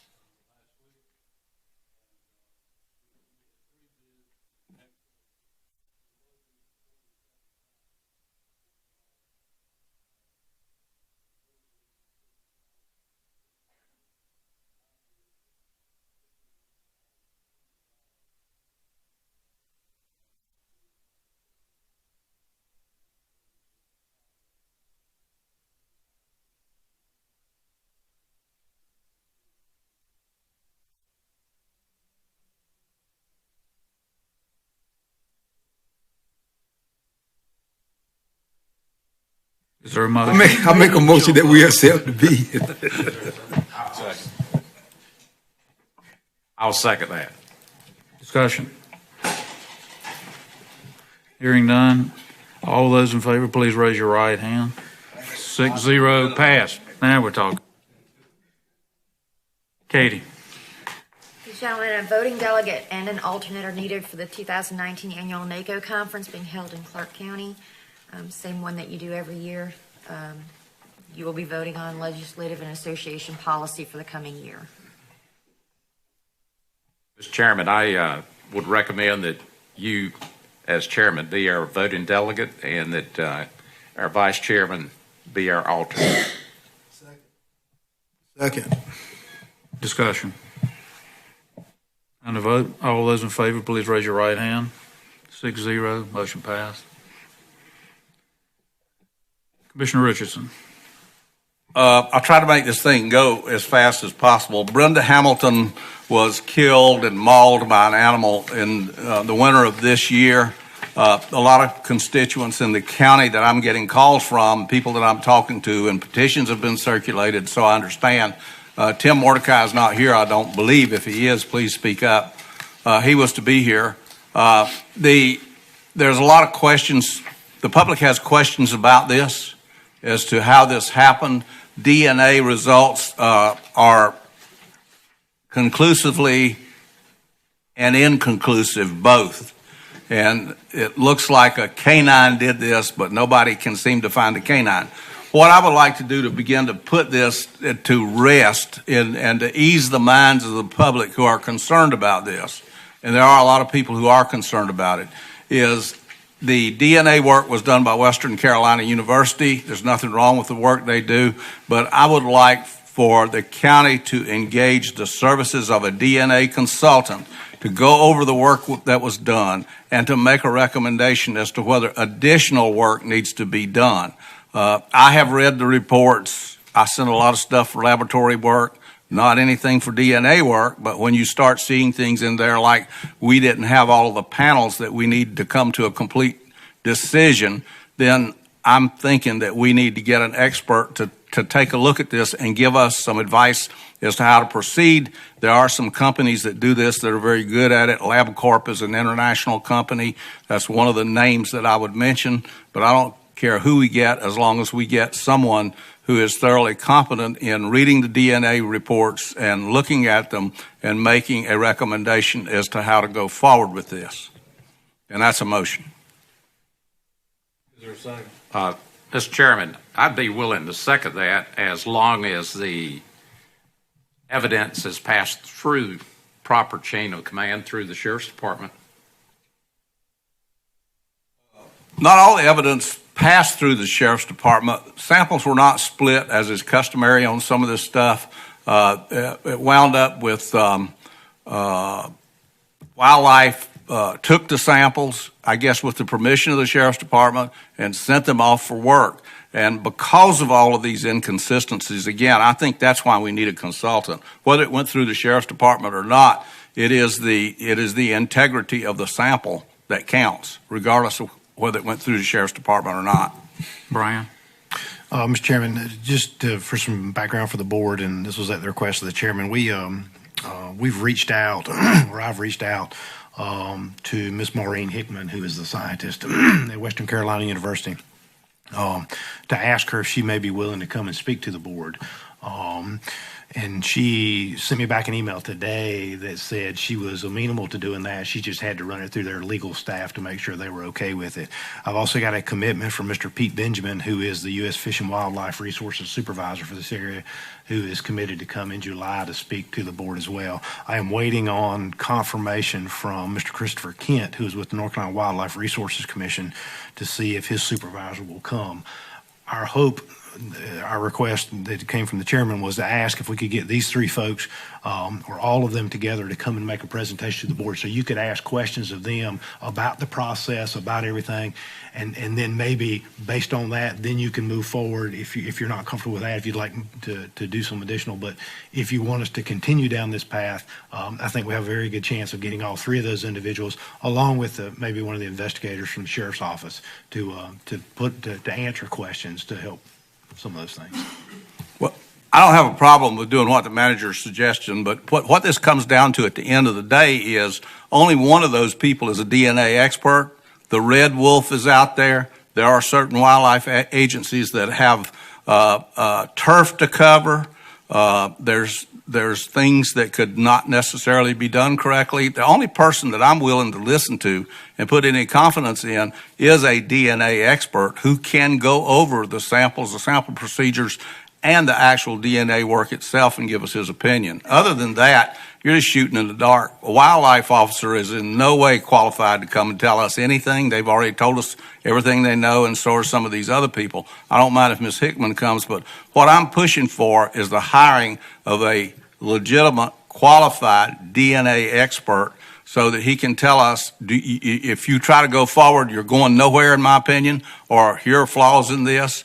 As I say, I submit a lot of samples to laboratories, and laboratory procedures can be something to deal with. You have to know what the result of that actually means when you get the results and the kind of analysis that's done. And the only person that can address this is a DNA expert, and we need a third-party opinion because right now this is all going in one direction, that dogs did it, but we can't find the dogs. So if this can go in another direction, we need to know, and that's where I am with it. Mr. Commissioner Booth. Mr. Richardson, at what cost? I don't mind what you want to do, but I think we need to go through the proper channels. As you just stood there and told us that we don't do our work, and you here talking about we signing a black check for somebody to come do some DNA. I don't mind that, but I would love to see a cap on the cost to do that, if it's all right. Well, using some information that I obtained a couple of years ago when we were talking about the district attorney and about using private DNA in murder cases in order to make them go forward because the state was so slow at it, I would think $2,500 or $3,000 would be plenty of money to appropriate for an expert to do this work.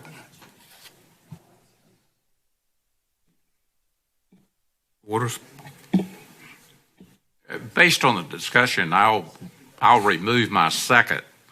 One of the comments I would say is I looked at the DNA, and I'm not smart enough to understand the numbers on there, but I did read the narrative that was there. The biggest problem we have with the DNA is there's not a panel for the cross between the red wolf and the coyote. I mean, there's no reason to send it to another lab until we take and get DNA from one of these hybrids, Hood, so we can at least, they had the information on the red wolf, supposedly, on the DNA, but we don't have it on the hybrid. Well, this is why I advocate for an expert, because I'm not an expert in DNA at all, and I don't think any of us are. We need an expert to give us the answers to this. Everybody has a dog in the fight. Every analyst that does, the pun, right, Martin? Everybody has something to defend in this particular fight. You won't go to anybody that does analytical work, and they'll tell you their analytical work is very good and it's excellent and all this sort of thing. But until you get an expert to start going through it to see what it really means procedural-wise, and the panel that Frankie mentioned, yes, Commissioner Waters mentioned, yes, I agree and I understand, but not everybody, there may be people who do have panels of mixtures. And this is what the expert will be able to help us with and give us answers to, so that we can proceed with easing the mind of the public in what really caused this. Commissioner Waters? Mr. Chairman, I would like to ask our manager to send a follow-up email to U.S. Fish and Wildlife. What I would like to know is the location of the nearest red wolf the morning of the attack, and also the location of that red wolf within the next 21 days. There is a rumor out there that a red wolf was removed from the area. Here again, I repeat, that's a rumor. But I did call U.S. Fish and Wildlife and ask them where the nearest red wolf was to my property, and they told me within 2 miles, and that it was a female that had been there for 3 years. So I would ask that we try to find out where the red wolf was that morning, and then where the red wolf was at for the next 21 days. If I shoot a red wolf on my property, and I load that up in my pickup truck, and I take it to Bellhaven and put it in, or Beach Ridge Road, and I put it in the dumpster, our solid waste site, within 24 hours, there'll probably be 2 black Tahoes there, and they'll open up a laptop and they'll show me exactly where the red wolf was killed and where I took it. So the technology is there, and we've not been provided with the location of that red wolf. So U.S. Fish and Wildlife needs to come forward and provide that information to this county. The question. Commissioner Waters, is every red wolf that is out there, is it have a monitor on it so that Fish and Wildlife knows where it is? Every red wolf has a tracking collar. Coyotes do not have them, and the hybrid does not have them. But I've been told that every red wolf, if it's technically a red wolf, and it's got 90% DNA or whatever that index is, they have a tracking collar. Well, we're getting into the discussion now of why we need a DNA expert, because I don't believe every red wolf is tracked by the Forest Service. If every red wolf is tracked by the Forest Service, then that is really scary. How many of you have implants in your ears that they're tracking? Come on. The things are born in the wild. Somebody has to go capture them and do all this. Every one of them is not tracked. And there are various mixtures out there that are not tracked too. The only way you're going to solve this is not with Fish and Wildlife coming in telling you red wolves don't kill people, and the DNA expert that did the work telling you how great she is and what she did. The only way you're going to resolve this is a third-party, independent, unbiased consultant who can tell us the direction that we need to go in. And that's what we need to do with this. And my motion is still out there. I would like for somebody to replace Commissioner Waters second, please. You know you got it. Any more discussion? Time to vote. Oh, huh? He second. Didn't you second it? Yeah. One more stab at this. Hood, I don't mind voting for what you're asking for, but I also would love for us to go through the channels to make sure. The manager have already invited these folks. We might not hear what we want to hear, but let's follow the proper channels. And then, and if that's the case, I will second your motion anytime. But right now, I want to hear more about it. And I agree with you. Now, I don't think every red wolf out there is tagged either, because you got male and female, and when you turn them loose, nobody gonna run and catch them when they have puppies or whatever they call them. But I do wish you would just go through these channels for July, and if you're not satisfied in July when these people leave, we put this motion right back on the floor, and I promise you I'll vote for it. Well, my response to that is I'm not going to be satisfied with it. I can tell you that now. Well, and the reason is wildlife people are not DNA experts. They can't tell us anything they haven't already told us. And the second reason is if this lady shows up and says, gee, I did some bad analysis, y'all really need to get somebody else to do it. I mean, I would think that a great black hole would open up in the middle of this room and she would go into it. I already know the answers you're going to get. We need to proceed with getting the experts that we need to get this thing over with and to ease the minds of the public. And I don't mind you invite them. I don't mind them coming here. But I already know the song and dance you're going to get, and I think most people do too. So my motion is still out there. I hope you'll approve it, because that's what the public's looking for, a final resolution of this particular situation. And the only way that it can ever be done is with a third-party DNA expert. Time to vote. All those in favor of the motion, raise your right hand. All those opposed? Yeah, me. And if you bring this item back up in July after we hear these people, as I promise you, I will vote for it. But I would rather work through the channels to see what we have. Mr. Booth, I don't know how you can make a promise like that, because you would be telling me in July that they swayed your thinking and you've changed your mind. So that's just not the way the world works. Well, Mr. Richardson, I'm not going to get in a word matching contest with you. But I told you today, if I wanted to stop you from doing it, I'd have put the motion on the floor that we don't come back up in 6 months. But I didn't do that, because I told you after we hear the people that we have invited here that I would vote for it, and I will promise you I will vote for it if it's nobody but you and I. But we always got Stan.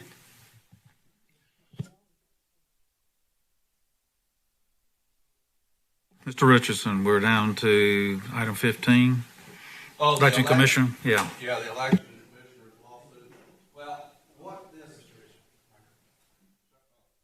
Excuse me. The bill has been introduced into the legislature that would give us a different way to elect commissioners in Beaufort County. And I don't have a problem with changing the way we elect commissioners, contrary to what anybody says. But we're under a federal law, and by the way, I think probably I would be better off turning this over to our attorney, because he has already written a very definitive opinion answering the question that I asked. It is a federal lawsuit. It does not involve the state. The state can't overturn a federal lawsuit. It's a consent agreement, which means we all agreed. And the court, the last sentence in the lawsuit says the court is keeping jurisdiction, which means you're not going to do anything till you go back to the court. With that, I would like for Attorney Francisco to comment on my request, which was really to clarify whether or not the state can do anything that changes the way we elect commissioners in Beaufort County. As long as that judgment, that order is in place, and it has been for all these years, that the state cannot do that. That's a federal law. It's a federal order. It is based on consent, but the important thing is that it is a federal order. So that motion would have to be brought in the cause, as they say, for the court to rehear it, and such evidence as may be available to present to the court as to why it should be changed. When you say the court, you're referring to the federal court? Federal U.S. District Court, absolutely.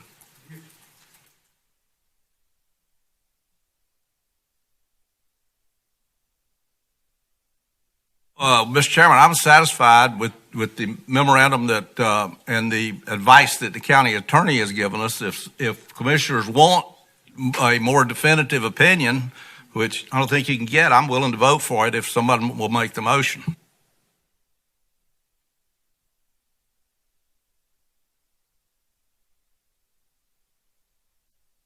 Hearing none. Chairman, we've already had a discussion on this, and I think all of us realize that we didn't want to take the county into some position where we were going to be taken to court and we'd end up with a big attorney's fee. And so I think that's the end of it. I think the attorney has just verified what we've all been told all along. This is a federal order. Right. It has nothing to do with the state of North Carolina.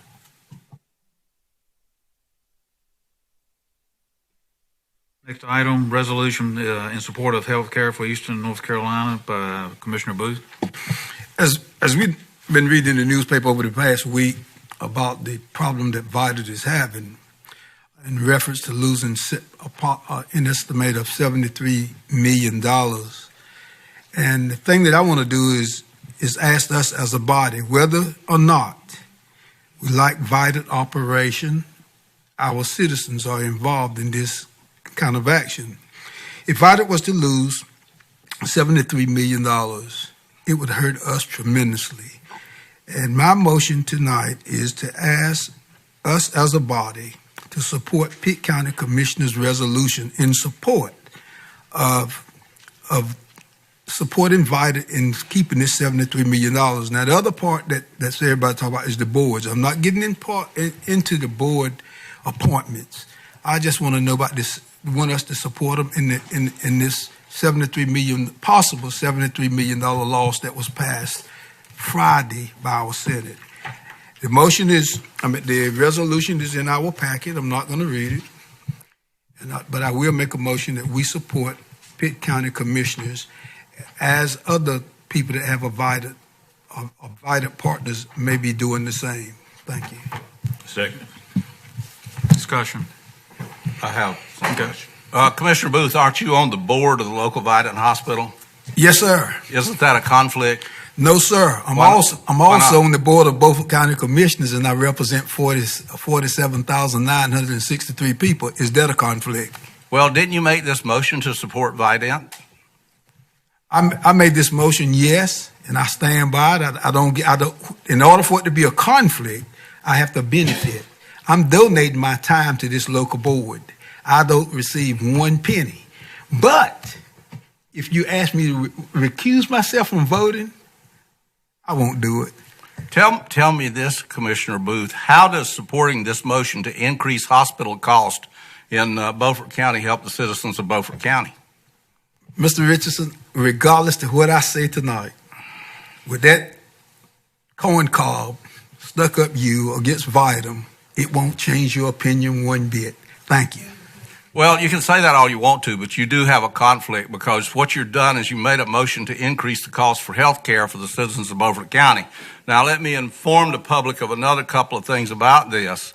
Vidant has run out screaming to increase Medicare, Medicaid, and everybody has to have it at a tremendous cost to the taxpayers. They have lobbied extensively in Beaufort County when the treasurer tried to reduce health costs. Vidant has lobbied against that. It went to local clubs and lobbied against it. All these people are trying to do is increase health costs for the people of Beaufort County. Actually, there is a scenario that Pitt County, which actually owns Vidant at the end of the day, Pitt County needs to just sell the thing and get out of it because we're becoming embroiled with the legislature and Vidant trying to take over the teaching hospital and still get $35 million a year from the state. Vidant illegally, because they're being sued, they took took 10 members off of their board that they were supposed to have on the board in order to remain a teaching hospital. All of this stuff's published. It's in the Daily Reflector, and it's everywhere. This is another sordid affair of Vidant, who shut down the Belhaven Hospital, and you heard tonight how terrible things are in Belhaven. It is down to 3,500 population, and the reason is it doesn't have a hospital.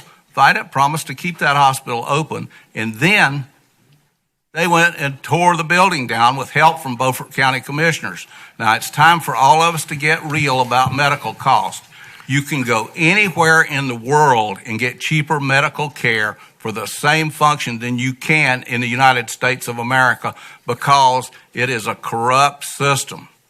President Trump is making a move right now to do away with secret contracts where insurance companies secretly agree to pay hospitals certain amounts of money. Hospitals agree, and you can't tell anybody what this is. If this is a corrupt system, these people will demand more and more and more money. Everybody in this county is at risk of going bankrupt just for going to the hospital. That should not be. Nowhere else in the world do we have that situation. So we have people that are out wanting to raise medical costs. This is wrong, and I'm not going to vote for it, and I'll never vote for it. Commissioner Booth. And to make Mr. Richardson's heart rest a little better, I will withdraw my motion since he says it's a conflict of interest. I do not think it's a conflict of interest, but to make you feel better, I will withdraw it since I'm on their board. Thank you. Mr. Chairman. Commissioner Waters. Mr. Chairman, I move that we approve this resolution. I second it. Yes. Now, we're hearing talk of this $73 million being cut by the General Assembly. What are they cutting?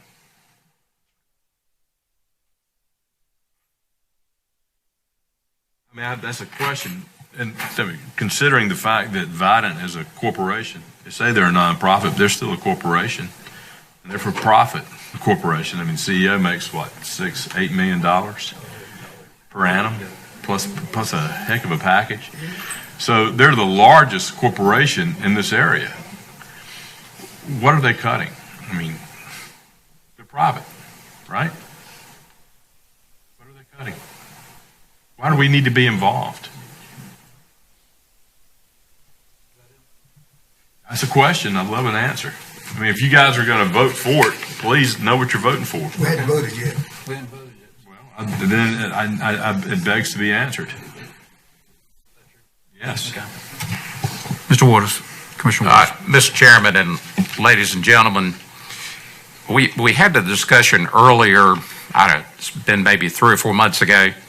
The first $40 million that was anticipated that they would lose was the treasurer, the North Carolina State Treasurer, was trying to reduce health care costs and was trying to reduce the reimbursements to the hospital and to the medical.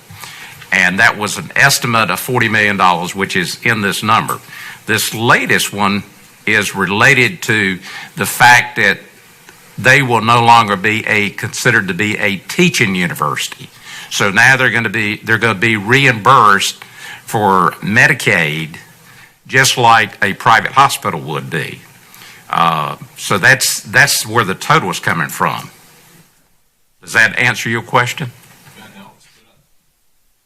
I would also like to submit to all of you, why are we going to get involved between the General Assembly and Vidant? Obviously, they have issues they need to work out. From what I'm gathering from you, the General Assembly, through the Senate so far, has stepped up and is in firm support of Treasury Secretary Falwell. And you say that's $40 million of it. So there's another $33 million that is because of a reallocation of Medicaid. Seems like that's an issue that needs to be worked out between the General Assembly and Vidant. It will be. And why should we get involved? We just support Vidant. I'm not going to support anybody to raise medical One of the reasons medical care in this area. I think rightly we should all be that way. Let the corporations work it out. I mean, it's a for-profit system. Surely they make lots of money. It is a for-profit system. Let the marketplace take care of it.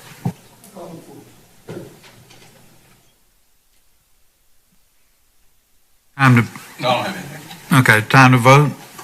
All those in favor of the resolution, please raise your right hand. All those opposed? Motion passed. Oh, boy. So we're down to items for discussion. Commissioner Richardson.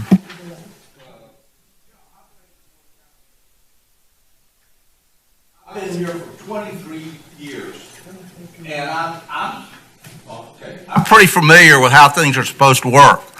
But beginning about 4 or 5 years ago, when Republicans took over, became majority of Board of Commissions, a lot of things suddenly started changing.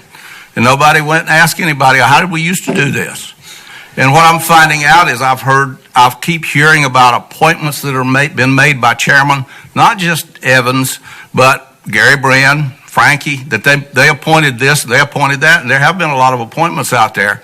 The chairman has no power to make appointments. And if he does, I want somebody to show me in writing where the chairman can make appointments. This board, in the 20-something years that I've been here, up until then, has made every appointment that's been made. It has to come before the board, and it has to be voted on by the board. So tell me where you have the authority to make appointments.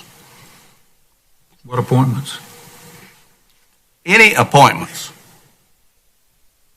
Mr. Chairman. Yes. Yes, Mr. Waters. Chairman Waters. I guess I clarify the reference to me when I was chairman. I did not appoint anybody that this board did not approve.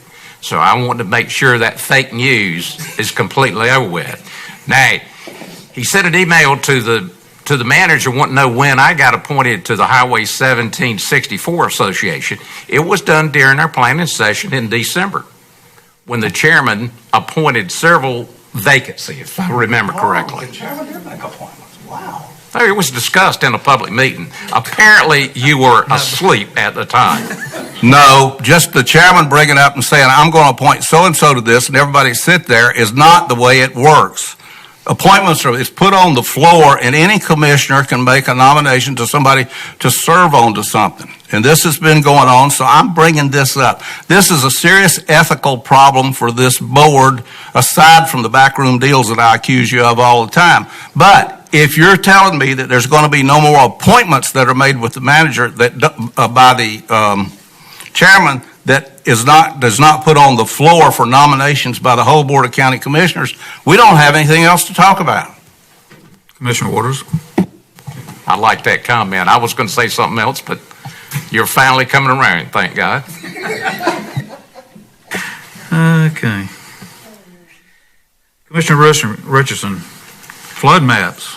Oh, I want to ask the manager to give us a report on when we're going to get I had an email conversation with Mr. Randy Munt with the State Department of Public Safety, and his response was, we submitted the documentation to FEMA for the LFD, the letter of final determination, to be scheduled in their fall schedule, anticipating an October date, which would allow the firms to be effective by April of 2020. So it appears to me they're on the same thing they said the first time. Commissioner Booth. I just wanted to say this. After our public hearing tonight, I kept hearing that we as commissioners had worked and talked and read in the newspaper about closing schools. And I'm not going to do as Commissioner Richardson do. I'm not going to ask anybody to state their position, but I'm going to state mine. I have never been to a meeting about closing any school in Beaufort County. I want to say it again. I have never been to a meeting about closing any school in Beaufort County. Now, if nothing else is heard or nothing else is read, I want the public in Beaufort County to know what I just said. I have never been to a meeting about closing any school in Beaufort County. EdTech, Northside, S.W. Snowden, I don't know where this bull come from. If it happens, as we as commissioners, according to the paper that I read and the phone calls that I got last week in Asheville, I want to set the record straight. I have never been to a meeting in reference to closing any school in Beaufort County. Thank you. Go home tonight. Well, she knows. Commissioner Waters? This is just a follow-up with Commissioner Booth. I think for the people that are here, that are still here, thank you for being still here, and those people that are watching on TV. A lot of things were said tonight as it related to the budget, and specifically to the schools. I want to clarify the NC State study that was done. We did pay for that, but we were there when the information was presented. There were some questions about the numbers. The numbers were given to the NC State group by the Beaufort County Schools. It was not information given by the county commissioners. The Beaufort County Schools budget for 2018-2019 was local, state, and federal was $67,105,000. Let me repeat that. $67,105,000. Now, in our proposed budget, we're not cutting any money to the school system. People have read the newspaper and they're saying we're cutting $2 million. We're not cutting any dollars. So they're getting the same money from us as they got last year. So when you bring people in and you say that they're going to lose their job, I don't get that. I just don't get it, because we're not cutting the dollars. So the school board must be doing something on their own as it relates to that. One other thing, they came to us and asked for a 3% raise. We're giving our county employees a 2% raise. I will never vote to give the school employees 3% and only give our county employees 2%. Here again, I think we've done a great job looking at the budget, and I think we've treated the school fairly. We have not, the first time that I've heard anything about closing the tech center was in the newspaper. There was never any discussion about closing the tech.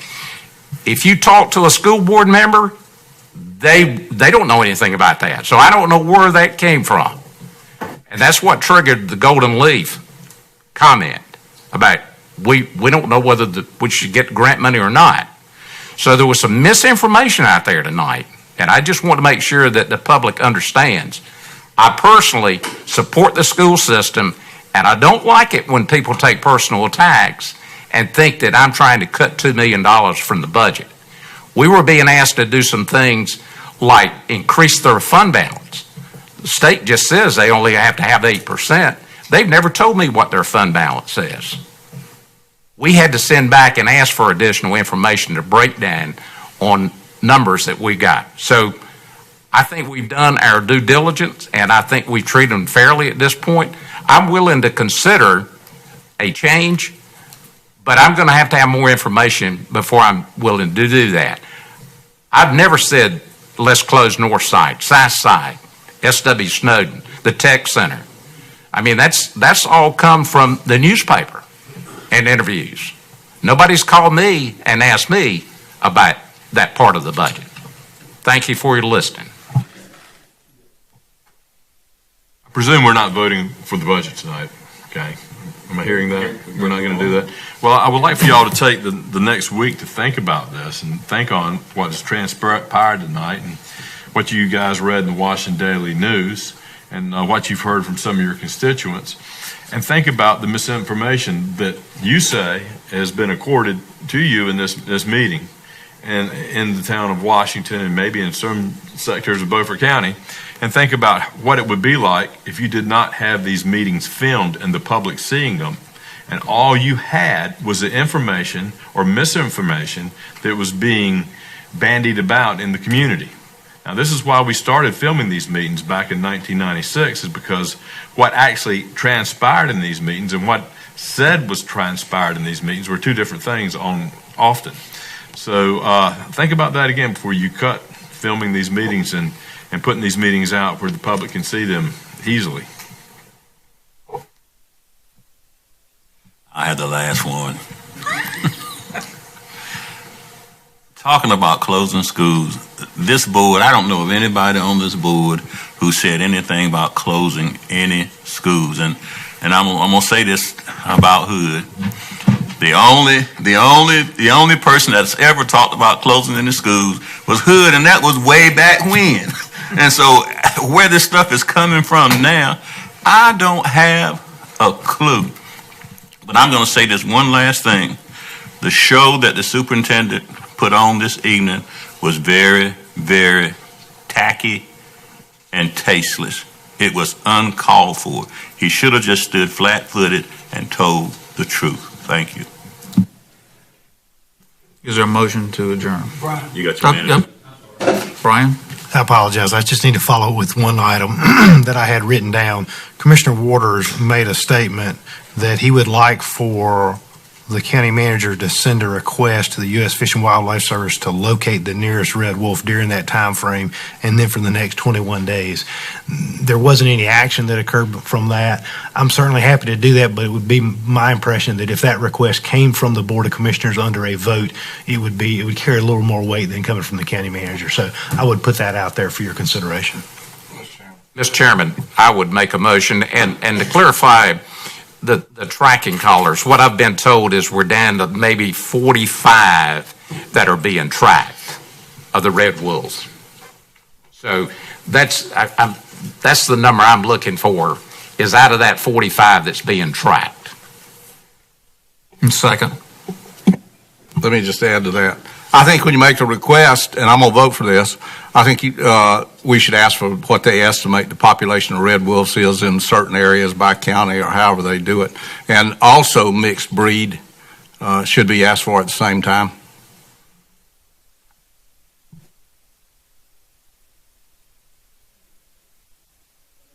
Well, when you do that, the number that are collared and the number that are uncollared, the number they think are collared and the number they think they're uncollared. Any more discussion? Time to vote. All in favor, please raise your right hand. 6-0, motion passed. Motion to adjourn. Second. All those in favor, raise your right hand. Goodbye.